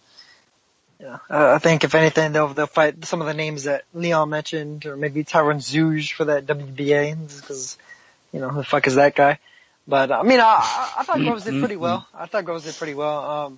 Chudinov was giving him some of the business early on. But Groves eventually managed to catch him, and I thought the stoppage was early too. And, but the thing is, I could see it from potentially the rest perspective where when you're in there and you're actually hearing the shots land and stuff, that's like a whole level of violence that you don't really get just watching on TV. So maybe it just sounded that much worse in person and he decided to stop it, So, I'm always open to that regardless of if I think a stoppage was too soon or not. He definitely was taking a lot of shots and he wasn't really answering back or moving exceptionally well to evade them or take the steam off of them. But, Groves DeGale, I'm sure is probably going to happen. I have Groves slightly. I think it's a fairly even fight. DeGale's definitely taken a hell of a lot of lumps recently. So I don't really trust him. But Groves, once again, it hasn't necessarily been the same since he got COVID. So, I think it's as compelling a fight as it's ever been, really. Joe, what did you think of? You actually went to the second Groves Frotch fight in Wembley, didn't you? I did. Best atmosphere for any sporting event I've ever been to. It was insane. Fight the bus, the George Groves bus. Yeah, fucking, that was amazing. Yeah, I didn't have a problem with stoppage. I thought it was really good. You got to wonder why Chudinov's corner wasn't probably getting up there and showing some signs of life. Their guy was just eating shots for about a minute. So I don't know. I think if you look at the end result, he's KO'd Chudinov in 5 rounds? Yeah. That's pretty fucking, I'd probably venture to say that's probably quite impressive, I think that's probably one of the most impressive super middleweight performances for a fucking decent amount of time. But just get me that DeGale Groves fight. I've said it before and I say it again. That is the fight in boxing in which you've got two guys that hate each other. And I think there isn't two guys that hate each other more in boxing than those two. And that sells. I love watching all the build up for that sort of stuff. I actually think, in terms of what the fight would be, the first fight, it was obviously quite good, but it didn't really catch fire. I actually think this fight now, because Groves knows his limitations, one of these guys will probably want to walk away with a stoppage as well, and they'll both think that they can get it. Yeah. Both of them have sort of not plateaued, but I think there was a time where you just thought DeGale would have easily outboxed him, and I think DeGale, after the Badou Jack fight, has come down. Groves looked a little bit better now. I think it's still a really close fight. I always think Groves will always have his number, so I'll always pick Groves in that. But that fight is clearly the best fight now to make it super middleweight. Callum Smith, don't get involved in this, mate. Go off and do your WBC stuff. Hearn and Sauerland have to do everything to get that fight on for December or next March, because I think that is the fight to make and everyone would be up for it. Joe, just to correct us before, it was the 6th round where Chudinov got stopped. And I don't know, I might be in the minority, but I actually think both guys are pretty shot. It is the obvious fight to make because, But it'd still be a good fight. Obviously, you might think that there are guys out there at super middleweight that could beat them. And I would agree with you, they're probably not DeGale isn't as good as people think he is, because of his gas tank it's not as bad as Groves, but it's still not great. And but I love the gas tanks. Yeah, but I think it would be really entertaining, and obviously the hatred is still really, really visceral. Do you know what would be great though? The best thing about that fight, because if Groves win, that after show party with Calla, banging. Have you seen The Departed? Where Jack Nicholson's got the two hookers and he's throwing handfuls of coke around. Dude, I fucking love Calla, man. He's a boy. He's my new favorite promoter, man. Kimo, I know exactly the scene you're talking about. Yeah, that's what it you're keen for that DeGale Groves flipping trilogy, aren't you? Dude, that's a fucking Wembley Stadium fight. And, cause Cam, you're saying he thinks he's a stadium fighter. No. He is a stadium fighter. He is a fucking stadium fighter. At the end of the day, you can say what you want about Groves, but that motherfucker didn't fight anybody in his career. And he filled up first a fucking huge arena and then the fucking Wembley arena. Wembley Stadium. That's that's pretty crazy, man. And that's because he's a fantastic self-promoter. He didn't have all the shit behind him, like he did that by himself, man. Of course, he I had the agree with platform. if you give really Groves, if you give Groves enough time, if you give him a 12-week build-up for the De Gale fight, I reckon he could probably definitely sell at Wembley when you think about it. The amount of like fucking Rubik's cubes he could chuck at De Gale in that time period. Okay, that would put bums on seats. Yeah, but do you think he needs to get rid of the bald head and the ginger beard? Because it's not a good look. And he needs to cheer up a bit. He was a bit like a gloomy goth, wasn't he, before the fight? And He's been like that for a while. Yeah. When he fought Froch in the first fight, that whole intensity that he had about him, that was just fucking incredible. I mean, he called that fucking fight before it went on. He said, I'm going to hit you with a few jabs and I'm going to hit you with a right hand. Just to let you know that I'm in there. The way he spelled that out was amazing. Oh, God, man. This is why I became a fan of the guy. He was so fucking intense, he kept on staring at Froch, so he didn't take his eyes off him. Just to let you know what it feels like. Yeah, it's gonna be fucking brilliant, man. And he said everything so perfectly. We're gonna exchange jabs. I'm gonna beat you to it, and I'm gonna beat your jab. Fucking amazing. Then I'm gonna hit you with one right hand. Just one. Yeah. and then I'm gonna lose. Okay. You mentioned Kale Saul, and I wanted to mention him, so we've got that out of the way. Two other things I wanted to mention. Back to the Spence Brook fight. Bellew, you mentioned it a bit earlier, Kimo. Yeah, I hate Bellew. He probably hates me because he's one of the few people that have blocked me on Twitter. But yeah, it was refreshing that he was, calling it quit. We're not going to stay on the quit situation, but it was refreshing that he was speaking his mind. That's how I'm going to end it. But. Yeah, if he spoke with a certain accent, we wouldn't have been speaking like that. Don't be fucking fooled by Bellew being, I'm the honest, I'm just a normal bloke. You see that I sent you that Eiffel London fucking video, didn't I? Oh, when one of our Matchroom fighters loses, we hurt, we're a team. Fuck off, wanker. And the other thing that kind of stood out was Carl Froch kept calling Spencer. Definitely, I think it was a bet. I think it was just a bet with his mates. He's a troll. Great shot by Spencer. Froch was also he was also honest about the illegal shots that were taking place on the undercard. I mean, he said as well, like that could have been a disqualification. That's not done. He was honest about that. Where Adam Smith was kind of trying to, you don't think that it could have been a heat of the moment kind of thing, he was trying to steer the conversation away from it. But Froch was calling it as well as it was, and yeah. But Froch gave Dave Allen the first 5 rounds, so let's he's got his own issues. Oh, well, that's his scorecards though. That's something else. Yeah, they're terrible. Yeah, that's true. He's retarded when it comes to scoring. That's a good transition. I'll be honest, I watched his fight with one eye on it while I was looking on the laptop, so I wasn't fully paying attention to the Allen fight. But apparently, from an interview I heard, Hearn threw him under the bus, Leo.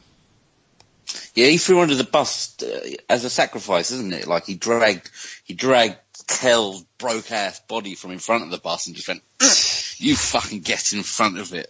But yeah, he did. But Allen didn't look great, and he admitted the pressure got to him a bit, and yeah, he's an interesting character. At first, I didn't know if I was fully, on board this, he's a man of the people kind of thing. But he seems like a bright kid, and when he talks about the sport, he's got a very interesting take on things. But I mean, it obviously went horribly wrong that night, and he was just throwing a lot of single shots and following him around, and that guy weren't too good either. So does he remind you of a young Geezer Leon? No, I was never that in shape. Man, I think people are exaggerating so much about this, man. I know people love to shit on Eddie Hearn, but he wasn't throwing anybody under the bus, man. Have you seen his interview? He was shitting on him, Kimo. I've seen it. He's not shitting on him. He's just being fucking honest and showing his disappointment. No, but Kimo, if you look through the history of what type of fights he's putting in with, it's you basically was using him as cannon fodder. and now all of a sudden, because you think that he's a bit of a laugh and he's good on Twitter, okay, now I can build him up. Well, you can't just pick and choose. Yeah, he's either cannon fodder or you build him up slowly. You don't put him into fights like that and maybe give him time to get his weight down, get in shape. He was like saying, he's not in shape and he's going out to meet people. Well, he's probably doing that before when you were putting him against Luis Ortiz and when you were putting him with White. So what's so different now? Well, maybe, well, that's the thing. Maybe they had a certain understanding with each other in the background that we don't know about, that he was going to decide to build his fucking career in the proper way. And then he does certain things which are disappointing, and Hearn wants to express himself about that. I really don't see this as a big fucking deal, to be honest. And people are comparing it to Sam Eggington, the situation. I mean, it's not the same thing. Exactly. No, that's exactly what it is. It's exactly the same thing. Why? And look, because he did exactly what he did the same thing twice. They threw Sam Eggington under the tried to belittle him. But my point is, how many of Hearn's fighters have not turned up in fights? I've never seen him react like that. Yeah, he always defending. Nathan cleverly threw no fucking punches against Bellew. Yeah. And that was on pay-per-view. Didn't cut him off. Kimo, I think that if you're disappointed with him, that's fine. But you do it behind closed doors. You don't go on an interview and basically just totally blast him out. But I don't see what's so blasting about it. If that's blasting, then what do we do on the show here? but none of these guys work for us. What we do, man. It's just he was just expressing disappointment. I think the guy, honestly, and I'm not trying to troll here. I watched his interview, and I can honestly see how somebody can be emotionally invested in him, because he does seem like a genuine, I don't know, he's just a likable guy for some reason when I watched it. And maybe Hearn, kind of thought, okay, we can make something out of this, and it didn't happen. Okay, he fucking expressed disappointment on the interview. Big fucking deal. He's falling apart at the seams, Hearn. He's criticising people by name for, contacting Gilberto about this Paul Smith fight. He is under extreme pressure. Oh, and I agree with. When he starts sniping around like this about his fighters and about people online, say, he's in trouble. Basically, I watched a little bit. Someone told me what part to watch. This Paul Smith shit is mental. He basically said, we should go and fight the Nazis and not take bread out of Paul Smith's kid's mouth. I mean, he's mental. No. But Leon, the thing is, the I'm just saying, it's Smith all the situation, same thing. He's building up. He's struggling a bit. It's getting to him. Yeah, I mean, the Paul Smith situation, I think, is getting to him, but I think he also did not expect maybe the backlash, because this guy knows what's going on in the social media world. He knows. I mean, he names the fucking, the Scottish boys, by their fucking names. He knows what's up, what's happening. And even though these are like the hardcore selection of the fans, he knows what the fuck is circulating. And I think he did not expect the backlash that's coming with this Paul Smith fight, man. I have seen a barrage of tweets just within my fucking media circle, I cannot imagine. I mean, I'm pretty sure it must be trending at some point, Yeah, I think it was at one point. I mean, it's just crazy and this is all deserved, by the way, because this is the most disgraceful fucking, quote unquote world title shot that I have seen in a long, long time. And all his arguments that he made about it were completely false, and they had nothing to do with the fucking conversation. And you're trying to create a personal attack on people that are criticizing it. It's like, no, dude, it's not. We don't want to take bread, from fucking his family's table. We want to put it on the table of people that deserve it. He is taking money away from real fighters by getting a world title shot. Him creeping up in the ranking at number 5 is taking away money from real fucking fighters. He has a gig at Sky. He should fuck off out of boxing and stop pretending like he is a world level fighter. He's not, and he never will be. Kimo, look, people, I don't think I'd be, you kind of get, when one person gets a lucky title shot, you get one shot at it. This happens in boxing, right? Doesn't it? Out of the blue, a guy will get a title shot. Not a third title shot. That's my issue. If it's his first one, I'd never had a problem with Paul Smith getting the first one, or other individual. Other guys maybe slightly undeserving. They get one shot at it. They lose, they go, right? This guy, But he doesn't begging even, for fights and stuff. he doesn't even deserve it because he disrespects the sport. He doesn't respect the sport of boxing. He misses weight all the time. He disrespects his opponents by not making the weight. You know what I mean? Like, this guy has no fucking benefit to him. Oh, he had 2 great fights with Abraham. No, he didn't. He had one decent fight. The other one was a fucking shutout by Abraham. And it wasn't even that good of a fight. Like, you're acting like this is Arturo Gatti. He's not. All he has is shitty fights, and he fights a couple of 6-rounders, you know, twice in 2 years. Like, you can't fucking justify this in any fucking way. And he just came off really bad on that interview. I mean, I've watched it, and it's just, you know why? Because there's no way that you can justify it. There's no fucking logical way that you can justify it. So the only way that he tried to is to attack people personally and attack their morality, basically. That's what he's doing. Oh, you're trying to take money away from people's pockets. It has nothing to fucking do with it. There's nothing to fucking do with it. It's like you're bringing a fucking kids football team and giving them a championship, you know, like cup final against Manchester United. It doesn't work like that. It's fucking fraud. Chemo, look, he takes it personally. The people and us and the world who are really, really into this fight and who interact a lot with those kind of people on Twitter, we would do this if it was another promoter getting a terrible shot. You know, getting a fight a terrible shot. It's not because it's Hearn, it's because of the fight. But right? You know what? There are guys, Leon, I mean, it's not like I don't, like, me personally, like, I don't have a heart. Like, if a guy like, I'll give you an example because he fought recently, right?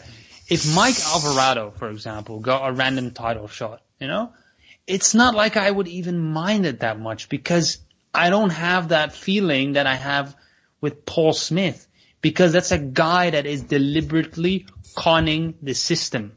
You know what I mean? Yeah. He is known for it. He is deliberately doing this. He's fucking with the system. He doesn't respect it. And on top of that, he has the most horrendous personality out of everybody. Like, what more do you need? This guy is a fucking con artist. Fuck him. Yep. Sorry, Cam. I took us off on a tangent, but Paul go Smith, back to the Black undercard. Sorry. Yeah, that's fine. It's always good to get some Paul Smith beef out of your system. But, yeah, just undercard quickly. What else we had? Kicking off with Andy Townsend, John Cage, bit of a mismatch. You know, his corner stopped it in 2.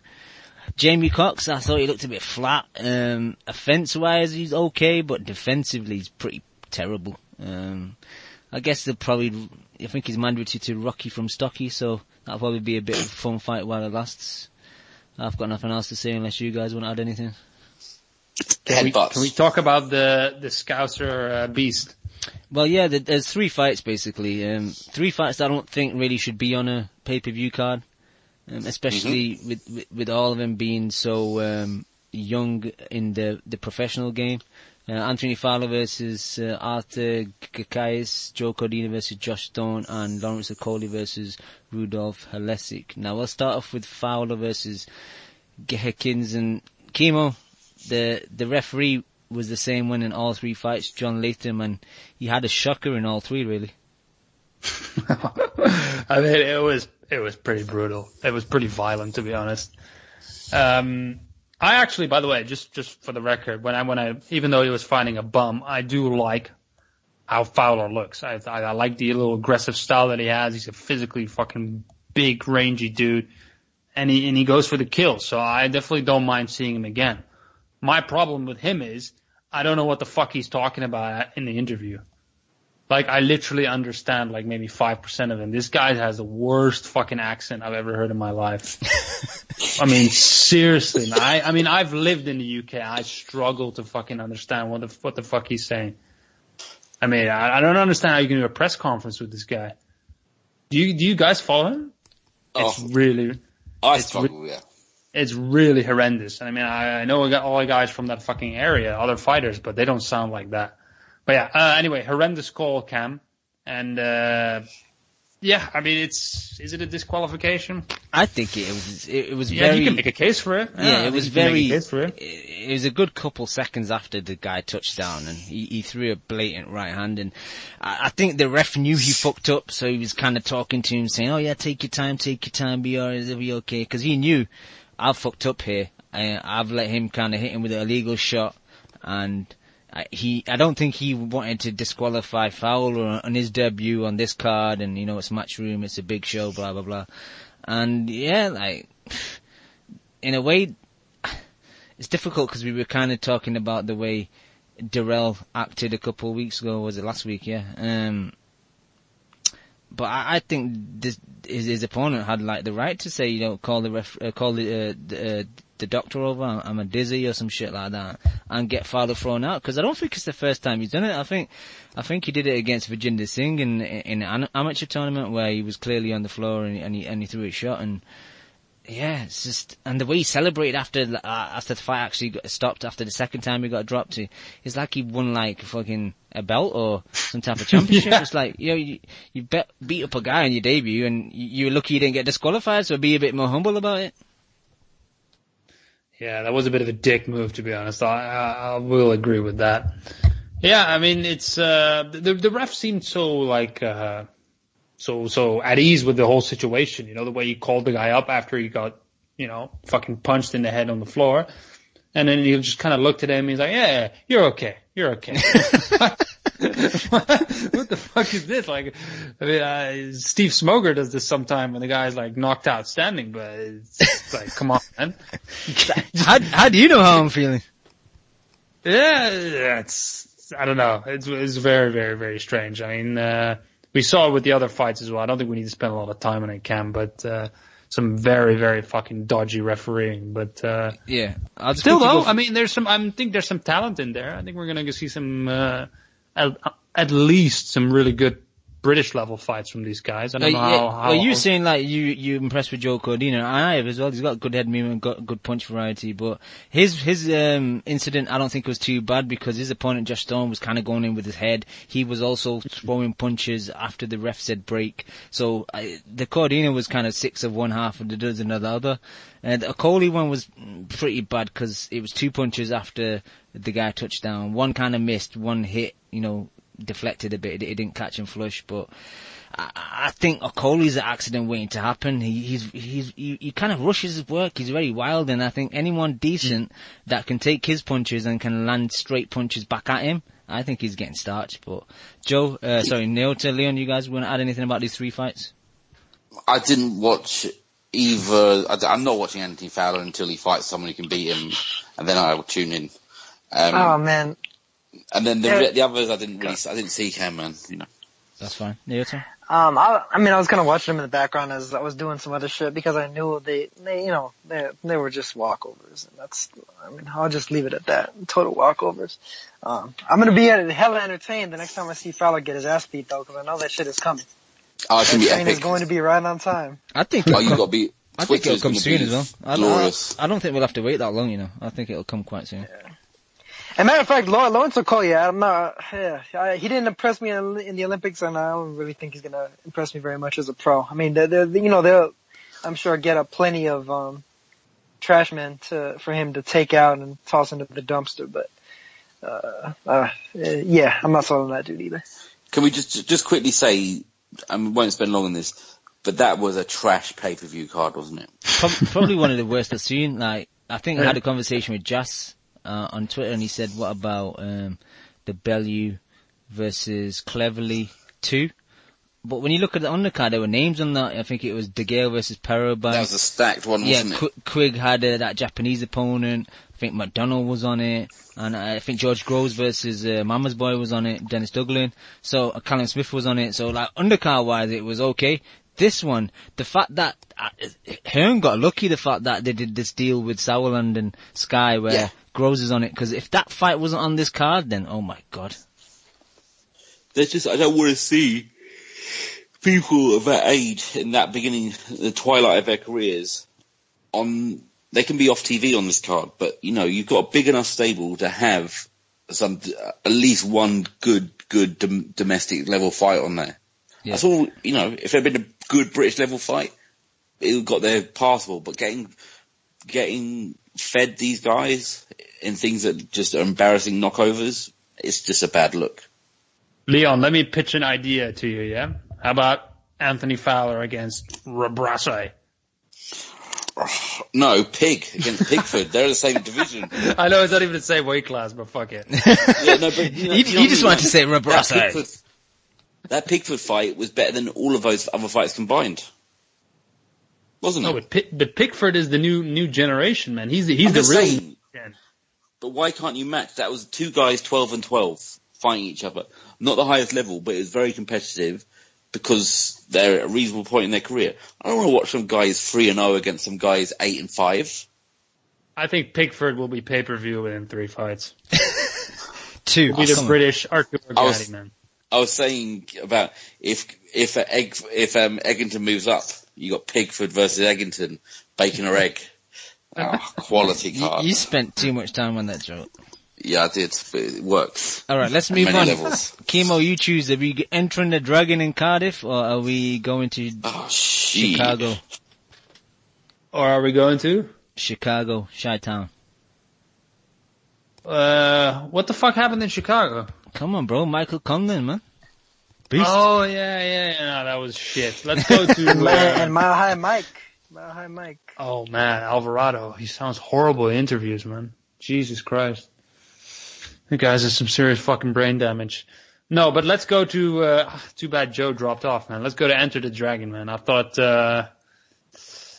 Yo, man, that undercard fight, those two big dudes, what were the names again? Craig Kennedy and Matty Askin. Yeah. Oh, Askin, man. I mean, I was surprised to see how many losses he had on his record, but he looked good in that fight, man. He was fucking cracking that right hand. That was really exciting. I mean, Leon called this shit as well. He's like, guys, watch this fight. It's gonna be a fucking tear up, and it was, man. It was real good. Delivered. Yeah. Oh, that right hand he fucking knocked him out with, man. Holy shit. That was really, really good. What do you guys think? Yeah, Matty Askin, a.k.a. bootleg Marco Huck. He does look like Marco Huck, though. Oh, badly. Yeah. But yeah, he was good, man. Kennedy just couldn't take a shot, could he? Like, anytime he landed big with that right hand, he was just wobbly, and he managed to kind of like just plod on for a couple of rounds and avoid it, but in the 6th round when he landed it again, man, it was lights out. It was pretty impressive knockout as well, I thought. He looked like light heavyweight to me. He looked small, didn't he? Yeah. I'm always saying that. Yeah, he was a little fleshy. Yeah. He was a little fleshy. But that was a good fight, good competitive fight, around the same level, and it turned into a good fight. He couldn't miss with that right ice. hand. Yeah. He couldn't miss with that right hand. Just teed off, and it was starting to remind me of I'm trying to remember who that dude fought. That fight, Pernell Whitaker. Like as Whitaker was almost done with boxing, he just hit him with the left hand. He just kept throwing the left over and over again. I was just saying like, oh yeah, all Askin has to do is just load up with that right hand and just throw it repeatedly. You're not gonna miss. Yeah. He got rid of him. He literally threw the same punch just over and over and over. Like he was like, okay, he's not gonna fucking move out of the way, so I'm just gonna keep doing it.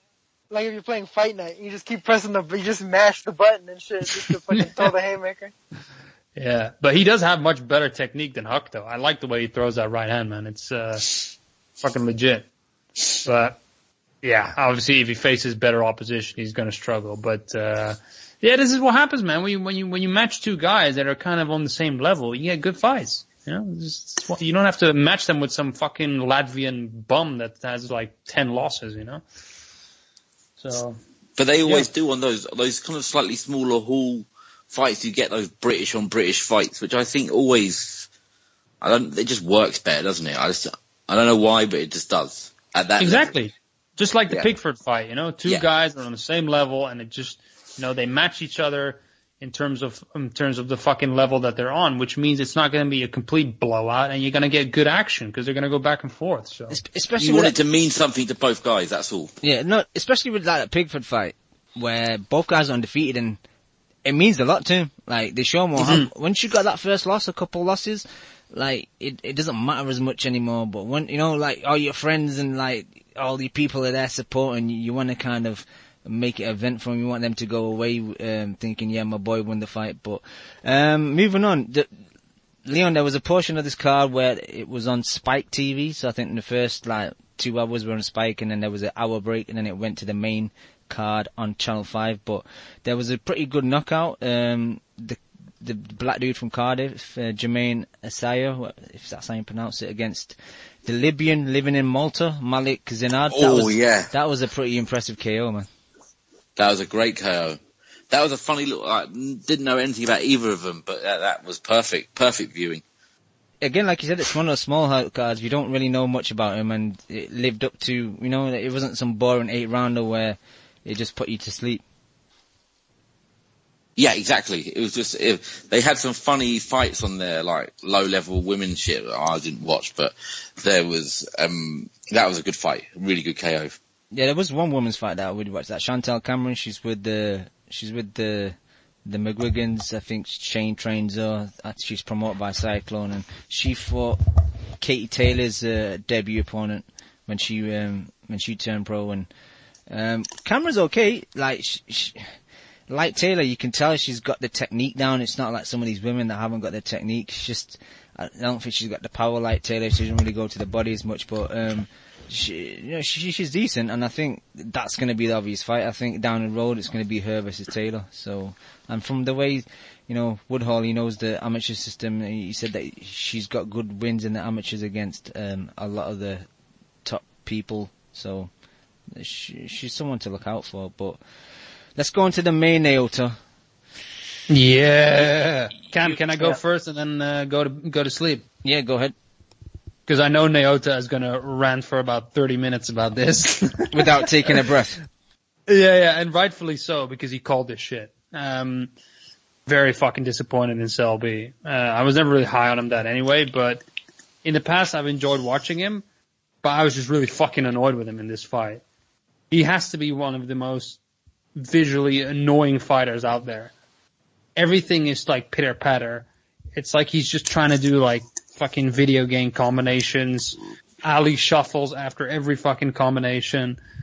It's just really annoying, and he was getting the shit beaten out of him in the beginning. And the young dude, the Nicaraguan, he came to fight, man.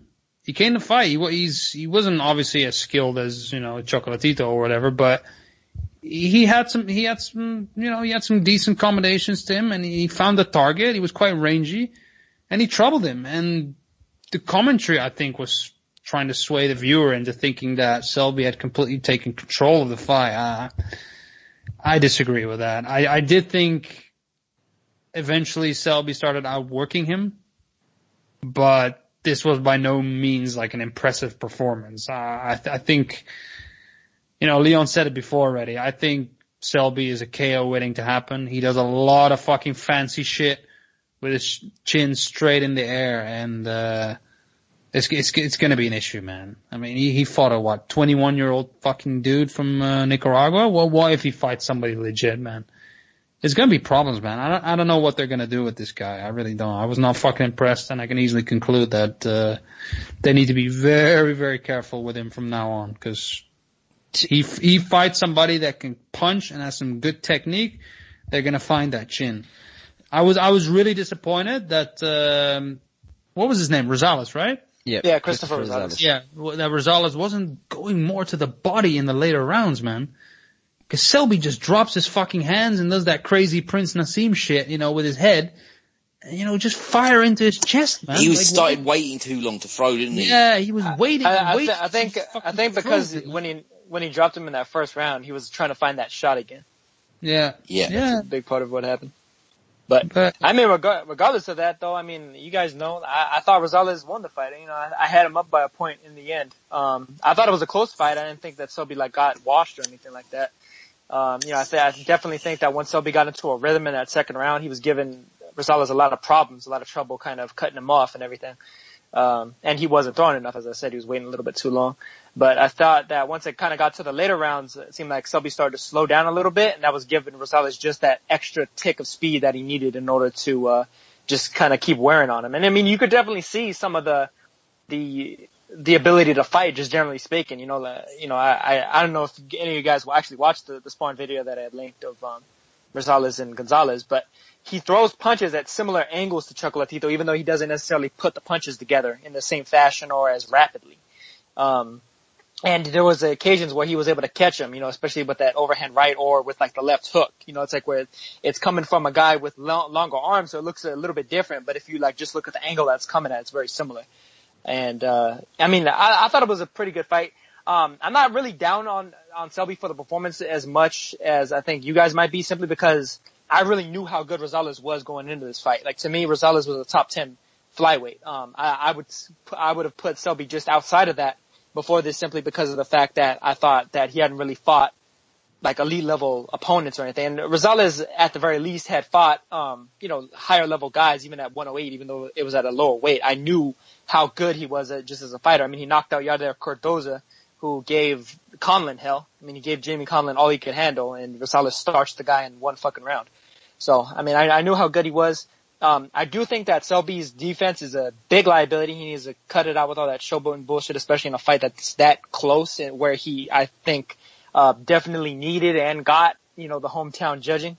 And, against certain flyweights, I think a lot of what he does can work. Against Donny Nietes, I think he's too quick and too lengthy for somebody like Nietes. Maybe even for Zhou Shiming too, because Zhou Shiming works so much off of speed, it's going to be real difficult for him to fight somebody that's as quick as him and Selby. But Kazuto Yoka has brilliant timing, excellent body work, and is a supremely good technician. And Daigo Higa is an absolute fucking knockout artist, bruiser. So, this was an eliminator for the WBC. So if Higa defeats Muhammad Wasim, which I favor him to do, I think Selby's in deep shit against Higa. Like, that's probably the worst possible matchup they could have for him. If I was with Selby, I'd go after Nietes or Zhou Shiming. But yeah, I'd completely X Higa out of the equation. Cause the guy, I said it last week, Higa's like a mini Golovkin, and I mean that in every single fucking sense of, that phrasing. But it's really unfortunate though that kind of Rosales got a bit screwed in the whole equation. I mean, even Calafia, when he fought Rosales, said that was his toughest fight, to this date. And I think that he could very well become a champion in the future, It's just one of those things that's going to be tough because he doesn't really have major financial backing, regardless of, Chocolatito being his cousin or not. You said that Muhammad Wasim's going to be fighting Higa. Yeah, he's the mandatory. You're going to get schooled, man. Wasim's going to school him. Pakistani brother. We'll see. I like Wasim. He's a really good fighter. He's a really good, boxer puncher. Yeah, we had comments. Higa just hits so hard, man.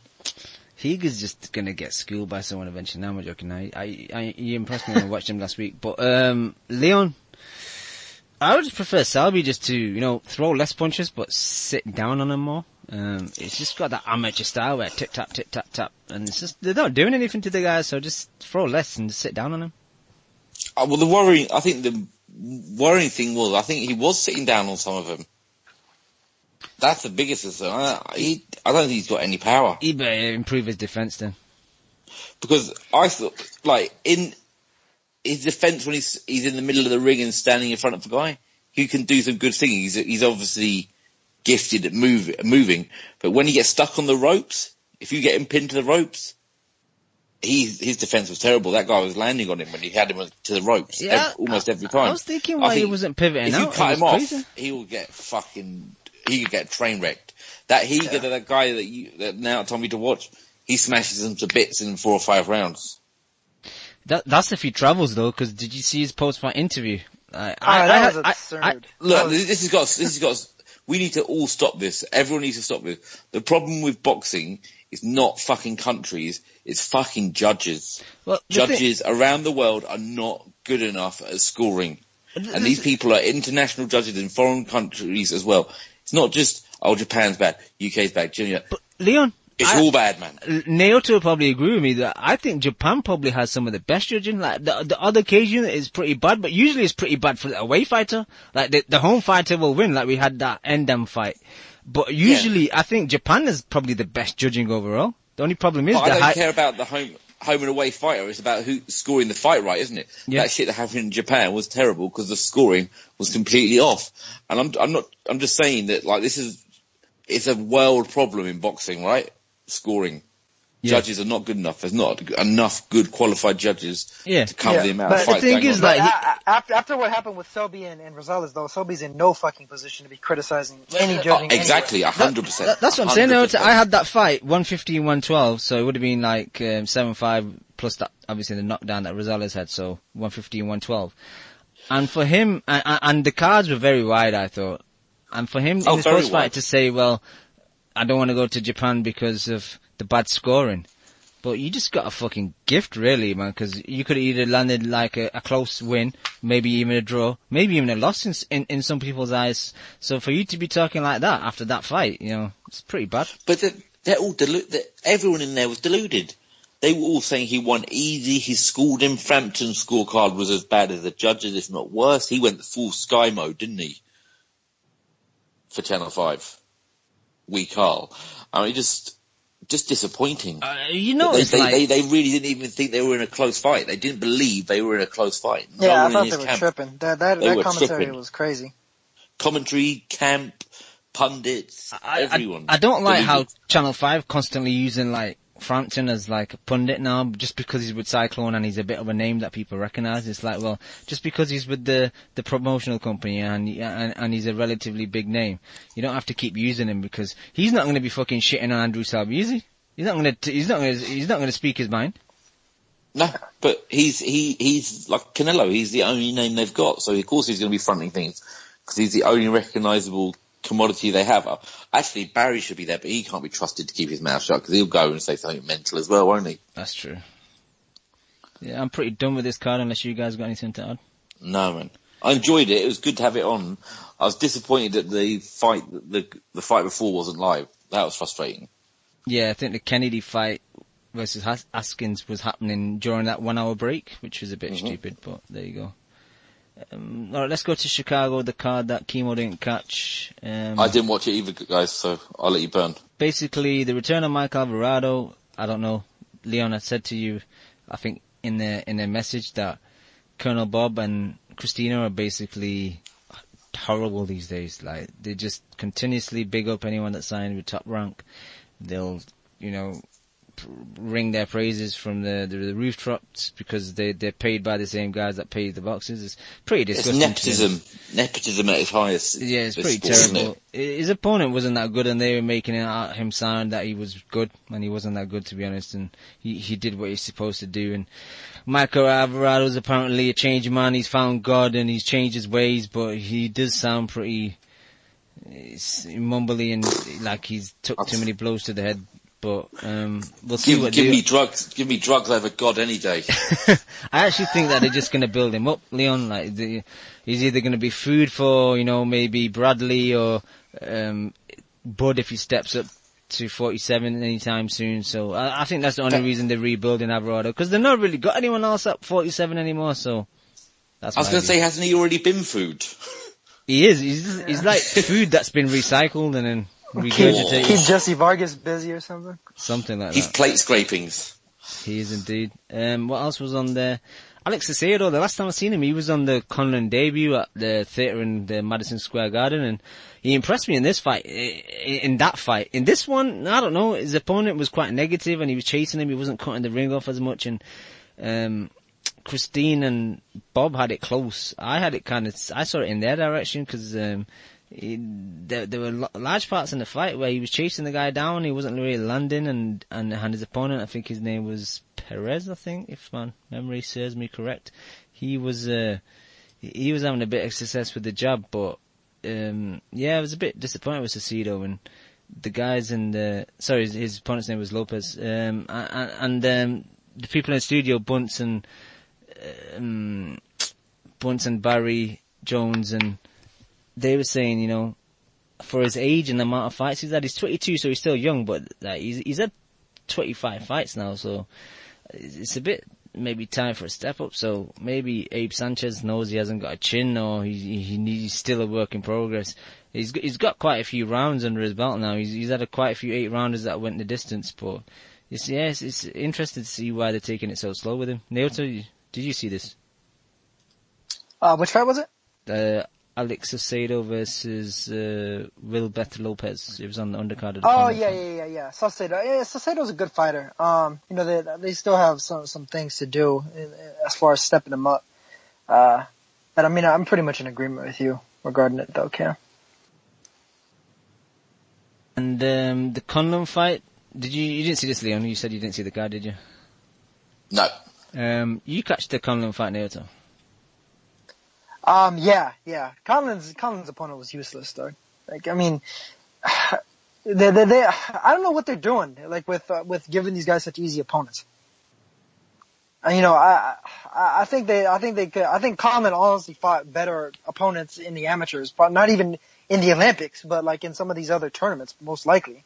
I'd be willing to bet you. So, to me, matching them up against guys like this, I can't even remember the guy's name, but, it's just, to me, it's a waste of time, and it's a waste of talent in terms of, I think that it could cause him to develop bad habits, Michael. I think, I think he's beyond the level that they're kind of placing him at. I guess they're just trying to build an audience for him. They had the whole St. Patrick's Day thing earlier this year, and it seems like the crowd's coming up for him, fairly well. They're trying to build a little bit of a base. But I do think that at the very least they could get some just better opposition in there for him. Somebody that's actually live and doesn't complain to the ref after every fucking shot that he gets hit with.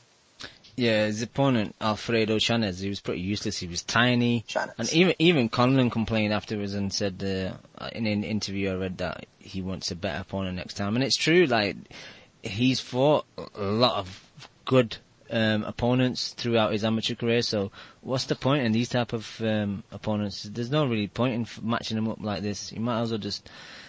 I think people like Conlon, they don't need to be taken slowly. Like, he's good enough where you can fast track him. Maybe Shakur Stevens, because he's younger and he's not had as much experience, fair enough. But with Conlon, I think you can just, put him on the quick train and step him up a bit easier and faster. But I mean, even with Stevenson, I think they're babying him a little bit too much. But I mean, I definitely think Conlon should be well beyond that. Well beyond even where Stevenson's at. He's several years older. He had a significantly longer Ayuba run and everything. And he's fought some of the better guys, but, really. But look, they're keeping to the top ranked game plan, aren't they? The structure they use to build guys. And look, we all know they're the best at it. They're the most consistent at building guys from the bottom right to the top. So the issue is he's headlining a fight and he's had his second fight. So it's a bit meaningless at the moment, but they're doing what they always do, and I think we can trust them to get him into a good position where he's going to be in good fights sooner rather than later. Mm-hmm. That's true. I mean, I just think that a lot of times they'll over-marinate. Yes, I think that they're too cautious. But they feel like they've got a winning formula in some sense. That's why he went there, isn't it? I don't know, the arena, the pavilion wasn't that full. Christina and Bob were saying, it's been raining all day, so maybe that wasn't why it filled up, but I don't know, I like Conlon, but you shouldn't be headlining, man. You should be on undercards, learning your trade. I think actually headlining shit puts more pressure on you, and it makes you a bit more, like the first round against this dude, he was kind of, taking his time, but once he hurt him and dropped him in the first, then for the rest of what remained of the fight, he was just trying to get him out there. He was kind of winging shots, throwing lots of wild shots, where if it's a better opponent and you're on an undercard somewhere and there's not as many people there exactly for you to support you, then I think you kind of learn your trade a bit more, just a bit less pressure. But let's move on. Naota, your favourite boxer was back. He took a night off from Uber. Yeah, man, Orlando Salido. He was fighting against a rival from the rival promotion Lift, and Aristides Perez, it looked like he was showing out for Lift a little bit there, because he dropped Salido in the third round. That was a nice uppercut as well. Thing, though. I don't know if that fucker drives or not, but he hit Salido with a peach of a right uppercut in that third round. Had him a little bit stunned even after Salido got up for about 15 seconds there, but Salido pretty much just plugged away after that and beat his ass kind of for the rest of the round. Salido, it was an entertaining fight, but outside of that moment there, I didn't think Salido was really in any true danger. He just pretty much beat the brakes off of this guy. And even an out of shape lightweight Salido, proves to be a absolute savage in that ring. Will the Lomachenko fight come up next? I don't know. I mean, supposedly this fight was a done deal like 3 fucking months ago when everybody wanted me to talk about it, which is why I didn't, because I thought it was bullshit then, and it might still be bullshit now. But at the very least, I think that there's a possibility of it coming down. I mean, if they choose to pull the trigger on it, but especially considering Salido kind of looked vulnerable when he took that uppercut, similar to the way that he's looked in a lot of these fights. I mean, he kind of fights down to the level of his opposition. He just goes in there, and I think he gets lackadaisical at times, and so sometimes these guys that just really aren't even elite can catch him with something. I think it's pretty amusing though that this guy who, pretty much nobody's ever heard of actually hurt Salido worse than supposedly the Lomachenko that almost stopped him. Yeah, it was kind of classic Salido, just kind of going forward, just bringing in shots to the body, head. I don't know. Do you know what he weighed? Because Box Rec are not listing anything, and he looked a bit fleshy, man. He looked a bit heavy. The official, I think, was like 133.5. He looked bigger than that to me. Yeah. No, that was the official. At the weigh-in. Oh, okay. So, I mean, when he rehydrated or whatever. But even then, it's like, it almost kind of reminded me a little bit of, Chocolatito, like he looked kind of fleshy at the weigh-in, then he definitely looked, when he was in the fight, like just not in shape, you know what I mean?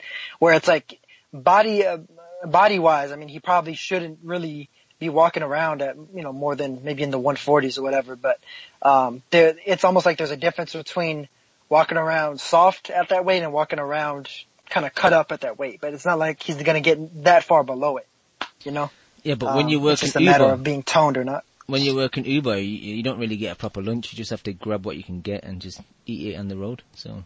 Yeah, man, that 7-Eleven sushi's a motherfucker. Yep, unfortunately. And what, Julio Ceja versus Anderson Moreno? I don't know. I thought it was a bit of a quit, Neota. Yeah. I even said it on Twitter when I was watching it live and everything. He hit him with that uppercut. Which was a good uppercut. It was nice, yeah. Yeah. He definitely, I mean, he looked hurt even from the first punch that Ceja landed, but, Ceja was a banger. And that dude is a bona fide puncher, absolutely. But yeah, when he caught him with that left uppercut, the right uppercut in the third round, Moreno definitely looked hurt, but he did make the 8 count, but he just looked like he had enough. Like he was like almost kind of shaking his head and walking away from the ref, like that it's over. I'm done. I don't want to eat another one of those. Yep, I've had enough of this shit. But really impressive for Ceja. I mean, Ceja is a really good fighter, underrated fighter, a guy that's really overlooked, probably because the division that he fights in is overlooked, 122. But he knocked out Hugo Ruiz when they first fought for that title that Santa Cruz vacated, because Santa Cruz wouldn't fight either of them. It's not like Rigondeaux was the only guy at that weight class that's been ducked. And Ceja in the rematch, I mean, I thought he was doing pretty good until Ruiz hit him with that right hand. And I mean, we want to talk about like injuries and quitting or whatever. He wanted to still fight on, even with a bum ankle. He twisted it on the way down, and he wanted to keep fighting, but he just couldn't put any fucking weight on it, so the ref stopped it. But yeah, Ceja is going to be the mandatory now for Ray Vargas. I think that's a really, really good fight. Boxer versus puncher. Ray Vargas is a bit more of like a finesse, stick and move boxer. Ceja is an absolute knockout artist of a puncher. And I think it's a good fight. As for Moreno, this might be the end. He was on top for a good long time. Reigned as just a bantamweight terror for a long time. Had the big fight with Abner Mares at super bantamweight, lost that. But, Mares was really a pound for pounder at the time. And then, it kind of came a cropper against Yamanaka, who was, another one of the best bantamweights of the recent, kind of modern era. And then Ceja, who's, who got some of the hardest punches pound for pound. So, no real shame in his game. And I mean, he's had a good career. So, I mean, if he chooses to hang it up after this, I mean, props to the man, because I think, he was definitely an underrated fighter and should have got a lot more, fanfare than he did. Thank you, Neota. I'll just quickly looking on boxing scene to see if there were any fights that were announced. Sorry? Yeah, on the undercard of that fight though too, there was Leroy Estrada versus Saul Juarez, which is a WBC minimum weight eliminator. Good fight between those two. Saul Juarez, real quick hands, almost like maybe call him like a poor man's Carlos Cuadras. Estrada is a very similar style to Anselmo Moreno. It's almost like that, like the Panamanian style is like that kind of like a slick southpaw that throws a lot of punches. So it's like him, Moreno, Jezreel Corrales, very similar styles, all three of them. But Estrada, he had some trouble. Juarez was getting to him early and he was able to knock him down. I think it was in the 9th or the 10th. But Estrada was able to, I think, just kind of outwork him generally. I thought the judges had it way too wide though. You know, this was like another occasion where I think that he kind of got the benefit of hometown scoring. I did think that Estrada deserved to win it by a point, but the judges had it pretty significantly wider than that. At least two of them did. So good fight between them, and Estrada's now the mandatory for the TBE from Thailand, 46-0 Kayapan Munsri, aka Wenhang Manayotin, or as is he fighting this weekend as local as well, Manayotin? Yeah. Yeah, he is. Let me see who his opponent was. Yeah, Omar Kimweri. I think Kimweri was actually a mandatory too, or if not, he's like a top rated guy. Fights out of Australia, originally from Tanzania. Interesting thing about Kimweri too is the fact that he's listed on BoxRec at 4'11", but when he showed up for the 7-day weight check and all that stuff, you know, the health check that the WBC does, he was over an inch taller than Wenheng Manayotin. So I don't know if his team were like doing some funny business with his BoxRec and like trying to make it look like he's not as tall as he is. No, man, they sent someone else. They're like, nah, he's ill. We'll send his brother. Yeah. Maybe. But Kimweri's a good fighter. Pretty slick boxer. He's kind of got thrown in tough. You know, he's fought some of the baddest dudes at the lowest weight classes. So I think Munsri's definitely in for a really solid level opponent. I think he's starting to be forced to kind of live up to that number that he's chasing with Mayweather and Marciano and all that stuff. So it'll be interesting to see if he manages to eclipse it. Anything else that you saw that you want to mention? I'm just looking at BoxRec and Argumedo and Mendoza finally fought. Yeah, I was going to see like they finally had this fight that we've been like possibly talking about for 5 months. So yeah, stopped him in 8th position. Yeah, he stopped him. He was. I mean, it was pretty one-sided for the most part from Argumedo. Mendoza fought bravely and everything, but Argumedo, you know, he throws power punches from all angles. He's really difficult to beat. It looks like they already have his next fight potentially planned out for him. He may be fighting in Japan. It looks like I guess they have like 3 opponents possibly lined up for him, but it's not like set down in stone exactly who he's going to fight. I wonder how many times that fight will get cancelled.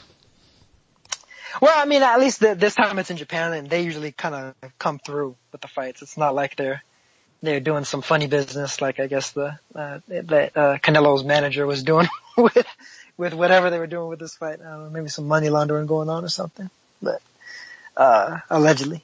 But yeah, I mean, Argumedo in Japan, I think Ryuji Hara or Hiroto Kiyoguchi are solid opponents for him. I really want to see a unification though, man. I want to see Argumedo get busy and fight some of these other top strawweights. I think him versus Wenheng would be a really, really good fight. To me, those are the 2 top guys. Yep. All right. Anything else, Naoto? No. Insofar as fights, no. Leon, I don't really keep my eye on news this week, apart from really Callum Smith's fight against your favourite Durrell family. I think it's announced for September. Apart from that, I'm not really seeing any news. You got anything for me? No, nothing. I haven't really, like I said, been paying full attention. Naoto? But yeah, I'm glad that fight's been made.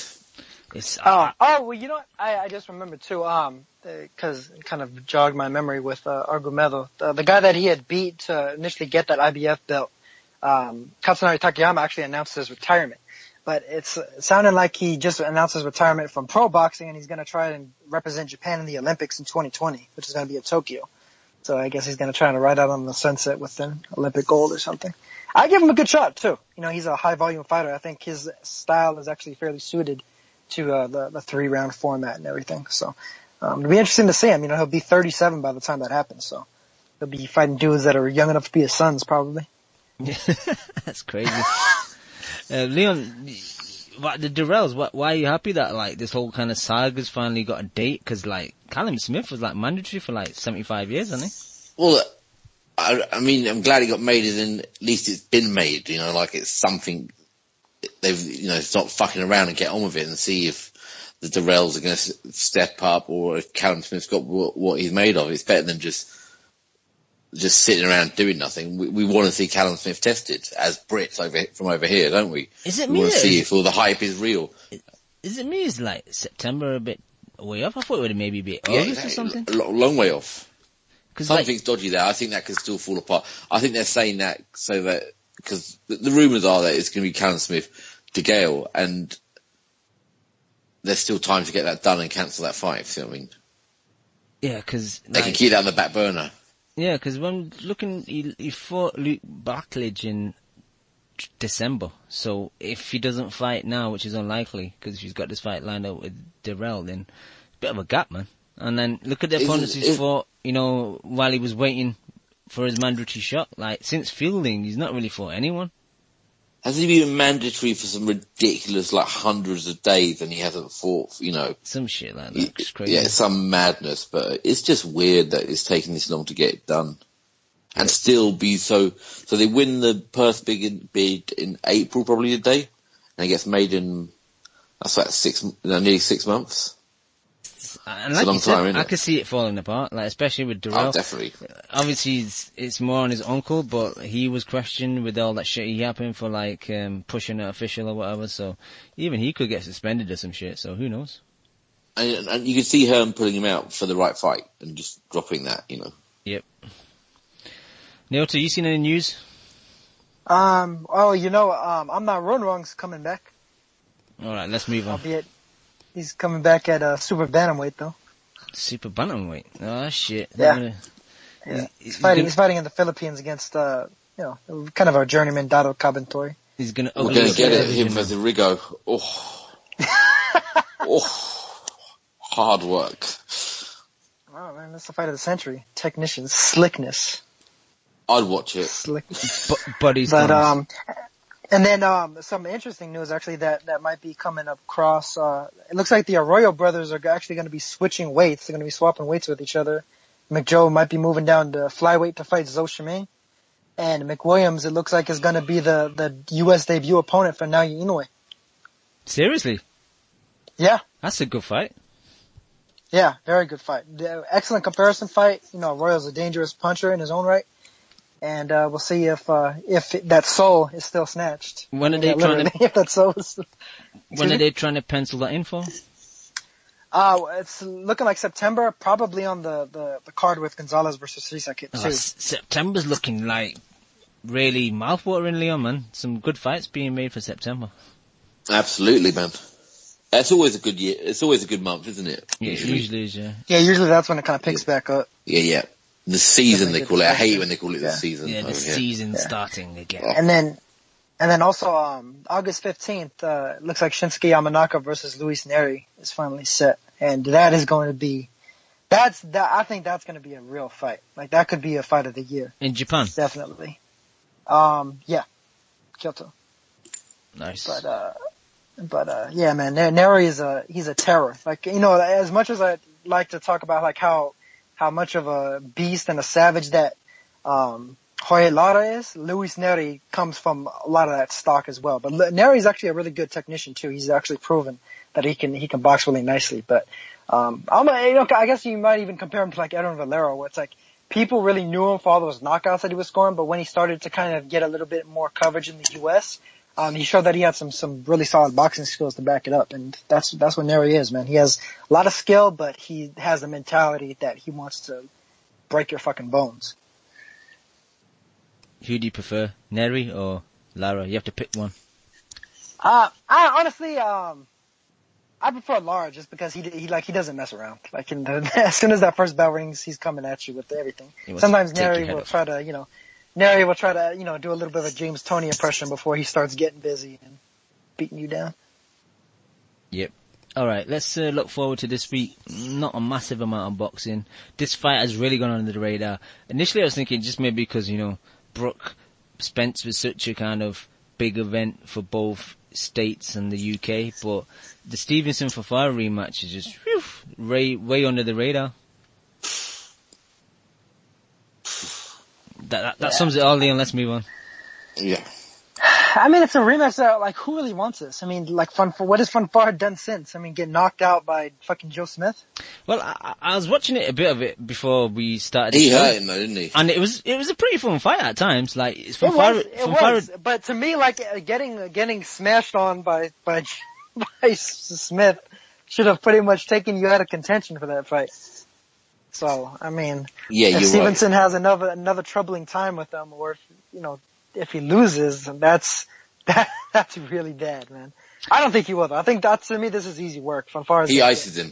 Yeah, Fanfara's going to get smashed, and I don't even think it's going to be as competitive as it was the first time at all. Yeah, I think the same. I don't. So go on, Neil. No, you go first. I was just going to say I don't think Stevenson's want it to go long because in the first fight, he beat the shit out of him for the first half, but second half he slowed down a bit. Fanfara came back and dropped him with that kind of when he was leaning backwards and he got caught with a shot, got dropped. He wasn't hurt, but he still got dropped. And since then, Fanfara had a bit of a war with Cleverly, got stopped by Smith, was losing against Dawson until kind of Dawson collapsed recently. And I only really think the fight happened was because I think the reaction to Stevenson versus Kev's boy Shawnee, it didn't really get a good reception. And, people were interested in the Stevenson-Fanfara fight to a point after the first fight. So I think financially and, promotionally wise, I think it was an easier fight to make where fans would be happy and promoters would be happy. So I think that's why it got made. I don't mind it. I think it'll be entertaining, but it's unnecessary, man. And Stevenson's not done a lot in the last couple of years, man. Yep. I don't get boxing fans. I'd much rather watch the Monahan Stevenson fight because it's a new fight. Yeah, and I think he deserves it. I mean, he hasn't been iced by Joe Smith, has he? I mean, he hasn't. Top Rank haven't done a great job of him, but I think he deserves it as more than Fanfara. He's been like lingering at French contender level for God knows how long. You'd rather see that though, wouldn't you? Yeah. At least he's somebody new. It's a new style, And he deserves a shot. Fanfara's had his shot. Mm-hmm. It's the same bullshit again, isn't it? People getting shots they don't deserve. And for however much of a... names. Yeah. Oh, but he a big name though. We've heard of him. Fuck out of here. And as for Stevenson being one of the most vile people in boxing, I still that left hand still a thing of beauty, isn't it? When he lands it with full power, I mean that's. Is that really? He is fully left-handed because even when he throws the fully jab, left-handed. When he throws the jab or the right hook, it's basically just to set up the left hand. There's no really conviction in the right hand at all. But if you had that power, you would be though, wouldn't you? Yeah, most likely. Because that power is legit, man. I mean, that he's if you take away heavyweights because they don't count anything, he's got to be still right up there with the biggest punches. The only thing is though, Leon, and I know power is lasting to go. The reason I mention this is because of if it goes rounds. He's 39 now, Leon. Yeah. I'm not saying that he wins fights or beats any. I'm just saying that punch on its own. You put that punch onto any other fighter, he's still going to love that punch. It's just a great punch. Yeah, that's true. Even though we're not really hyped about the main, there is a good co-main. Ida Alvarez versus John Pascal. Even though I think Pascal's kind of over the hill, I still think, Alvarez, I was skeptical of him. Like, I seen him and he didn't impress me in a few of his fights. He looked a bit, repetitive. He didn't mix it up. But that fight against Butte, he did impress me. I thought his combinations were good. His movement was okay. He threw a nice right-handed left uppercut and a few other decent combinations. And those two right hands that he dropped Butte with and stopped him, and it was pretty decent. And I think him versus Pascal, I'm picking Alvarez, man. I think Pascal is pretty much done. But look, just a second. Why is that not happening? Why is he not fighting Stevenson? Is he taking step-aside money again or something? Should he not be fighting him? I think he'd be next now, but these guys just keep being mandatory for years, man. He's just been his man. I think because they're all really linked in with the same promoter and they all fight out of Montreal and stuff. Stevenson's the bigger priority because he's the bigger name. So they've been keeping him away from Alvarez, basically, is what I think. Right. Okay, they've been trying to juice that cow, milk that cash cow for as much as they can before they really throw him in there against a risky opponent, which Alvarez is. I think Alvarez is going to spark Pascal. I think Pascal is actually further gone than Bude was when Alvarez fought him. You know, Bude had actually shown some pretty good things going into that fight. You know, he had been in some good fights with Tequil and Jack and everything. Pascal, I think, is more so on the downside, and I think that Alvarez is going to expose every bit of that because he is a power puncher with good accuracy, and Pascal's defense, I think, is like slowly kind of withered away. I mean, he did some horrible beatings off Kovalev, didn't he? Mm-hmm. I mean, they were that was a pointless rematch. That second one was, I was gonna say it was completely unnecessary. That was just a cruel beating. Yeah. That was a beating he asked for as well, because no one even wanted that rematch. Yeah, no, he was the one pushing for it, wasn't he? Mm-hmm. Yep. But yeah, that's about it for that card. But is the real question though is Alvarez willing to take the test?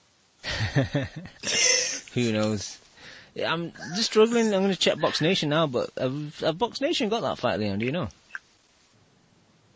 I don't know. I haven't even looked into it. I'm just quickly looking at the schedule. Joking aside, though, they're both it's WBC, so they're being beta tested. So no, they haven't got it. Leon, they got Skeet Singleton on Friday, which I'm going to mention, but they haven't, unfortunately, got the Stevenson fight, which is a shame. This is Showtime though. Yeah. Yeah. But yeah, just moving on to that Brentwood card. I don't even want to talk about it. It's pretty shit, man. This is one of those shitty non-BT money cards that Box Nation are giving us, Leon.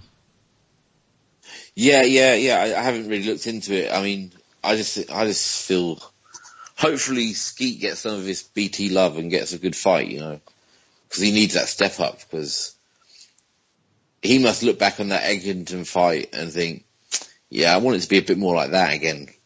Yeah, he's gone a bit backwards since then. Like, Egginton's rebuilt, got a good fight against Gavin, beat Paulie Malignaggi, beat this other dude for the European, and fucking Skeet's basically done nothing. I think it's a funny division, isn't it? Because it's very top heavy. So getting him he'd either have to fight a Paulie or fight a kind of European guy and then try and get to a world title. It's going to be difficult for him to get a shot unless he gets, I don't know who he fights to get a shot, you know. But to be fair to him, he's taking it slow. He wants that British belt, doesn't he? So maybe he's just getting that British belt done.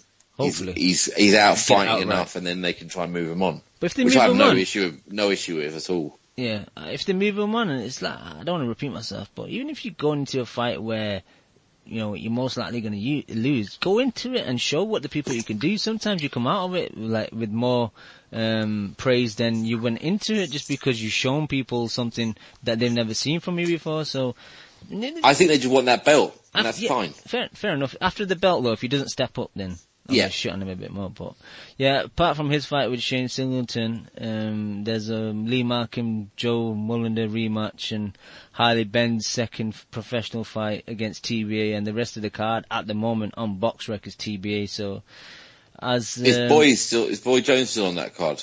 As Overbruv in the chat said, it's a Francis Warren special, but is Boy Jones on it? I do not see his name, Leon. Oh right, I thought he was on both. Yeah, but your mate Sanjeev Sahota's on there, so. Oh, nice. No, actually, he's on there, Boy Jones. Yeah, he is against TBA. Yeah, my bad. You're gonna go to it? Is Brentwood far away? No, it's just too difficult. It's a train into London and train out of London. I can't be doing that. Fuck that shit. And what else we got next week? Oh, we talked about it yesterday, Leon. And Naoto. Kudryashov Doridola rematch. Oh, yes. Yeah, that's gonna be good. That's gonna be fun, man. The first fight was really good. Fun fight. Doridola pulled off a big upset. You know, is he gonna be able to do it again? Not sure. I mean, Kudryashov is an absolute bombastic puncher in his own right, so I think it's just going to be fun for however long it lasts. I don't even give a damn. Yeah, Leon, I looked at the schedule a few weeks ago and saw this, and I thought, yes, we got something good lined up. And I kind of forgot about it, and as I was kind of just setting up the show like for yesterday, I looked at the schedule and I said, oh, that's this weekend, and because it's only a short fight, I quickly just put it on YouTube and watched it, and I forgot how fun it was and how good it was and how terrible Kudryashov's version of the shoulder roll was. And his reaction to being hit, he didn't know what to do, did he? Oh, it was amazing, man. Like that first round, he hit Doridola with that big left hook. I think it was like a lead left hook, and he kind of stumbled backwards on the ropes and just took a lot of shots until the end of the round. And Doridola looked like he basically got his coach give him just like every swear word in the book after that first round, and he came out with intention, and yeah, he started hitting Kudryashov, and he was just doing a shoulder roll, getting hit, and when he was hurt, he didn't think about holding or taking a knee, and yeah, the ref jumped in, but it was a fun two rounds while it lasted. Yeah, and what we're getting YouTube, is it YouTube live stream or something? I hope so. Like, I'm not confirming it, but like a lot of the times when we do have these Russian shows, they're usually YouTube streamed. I know Box Nation have not picked it up yet. I know that sometimes if they get it cheap enough, they pick it up late in the week, so maybe. But who knows? Yeah, either way, we should be able to come about some way of watching. But Nailton, I don't watch 240p streams, bro. I'm HD only. I hate you, man. But yeah, that'll be fun. So that's on Saturday night. And apart from that, I think we mentioned earlier, Neil, to the fight with the Menayothin and Kamari. Yeah. One thing I want to ask on his record now, his last fight was a 6 rounder, and obviously the title was on the line. What was that about? Why did he fight a 6 round non-title fight? That's kind of just the way they do it in Thailand, man. Like in terms of staying active, a lot of even when they have world titles, they'll just fight like stay busy fights, basically. You know, it'll be like promotion for whoever their like main sponsor is, and usually I think they have like a certain number of fights that they actually have to fulfill, regardless of if they're for a title or not. Because even before that, if you look at a couple of fights before that, he had fought a 6 rounder, and a couple of fights before that, he fought an 8 rounder. This is all while he still held that strawweight championship. You know, and they're just like above the weight non-title fights, basically. Just, you know, it's how they do it over there, man. They keep their guys busy, whether it's against, a bum or a tomato can or what have you. they keep them busy. But that's what it is. Tony Yoko's making his debut in Paris on Saturday also, and Big Daddy Brown, 6 rounder. You can get tickets from specific people if you look at the phone numbers on BoxRec. I found it quite hilarious when I saw it today. You can contact Hannah or Paul and get tickets for the 6 rounder. And the name of the place is quite fitting as well. It's at the Club Punch Bowl. So it's got a name of a boxing punch. So there you go. What the hell happened to his drug testing then? I don't know. I don't know what's happened to this dude, man. He's fighting Matthew Gray, who's hasn't had a win in a long time. It's not good, is it? Another L for Australian boxing. Yep, and that's all I've got for tonight. I'm interested to see how Tony Yoka does as a pro. I remember him being a little bit glassy-chinned as an amateur. He has good volume and everything. I'd imagine that the French are going to try to promote him almost like he's like the French Joshua or what have you, but I don't know. I'm real iffy on that, and I thought he got a gift against Joe Joyce in the finals of the Olympics, so I'm not particularly high on him, but it seems like they're riding high with promoting him. I don't know if you guys saw local Mexicans pictures on Twitter and stuff that he took. They got ads of him like plastered all over Paris, so they're definitely rolling with him. He's on Haymaker, isn't he? He's part of that Haymaker, David Hay and what's his name? Schaefer. Oh, is he? Yeah, promotion. Interesting. I don't know. Yeah, they're gonna pump him up. I kind of hate. He's gonna get iced. I kind of hate him for running against Joe Joyce, but like it is Joe Joyce's own fault for not like cutting him off. But yeah, I didn't like that performance in the final. He's a knockout weight. Is he training with? Is it Virgil Hunter? I'm sure I've seen him in pictures at that gym or some shit. Really? Oh man.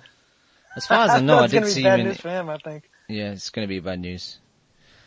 But yeah, I'm done, lads. You guys got anything? But shout out to his wife, Estelle Mosley, the gold medalist for the women's lightweight. I think that's why he won. He got the decision. You know, it would have been like a perfect girlfriend-boyfriend story. Is that his wife or a girlfriend?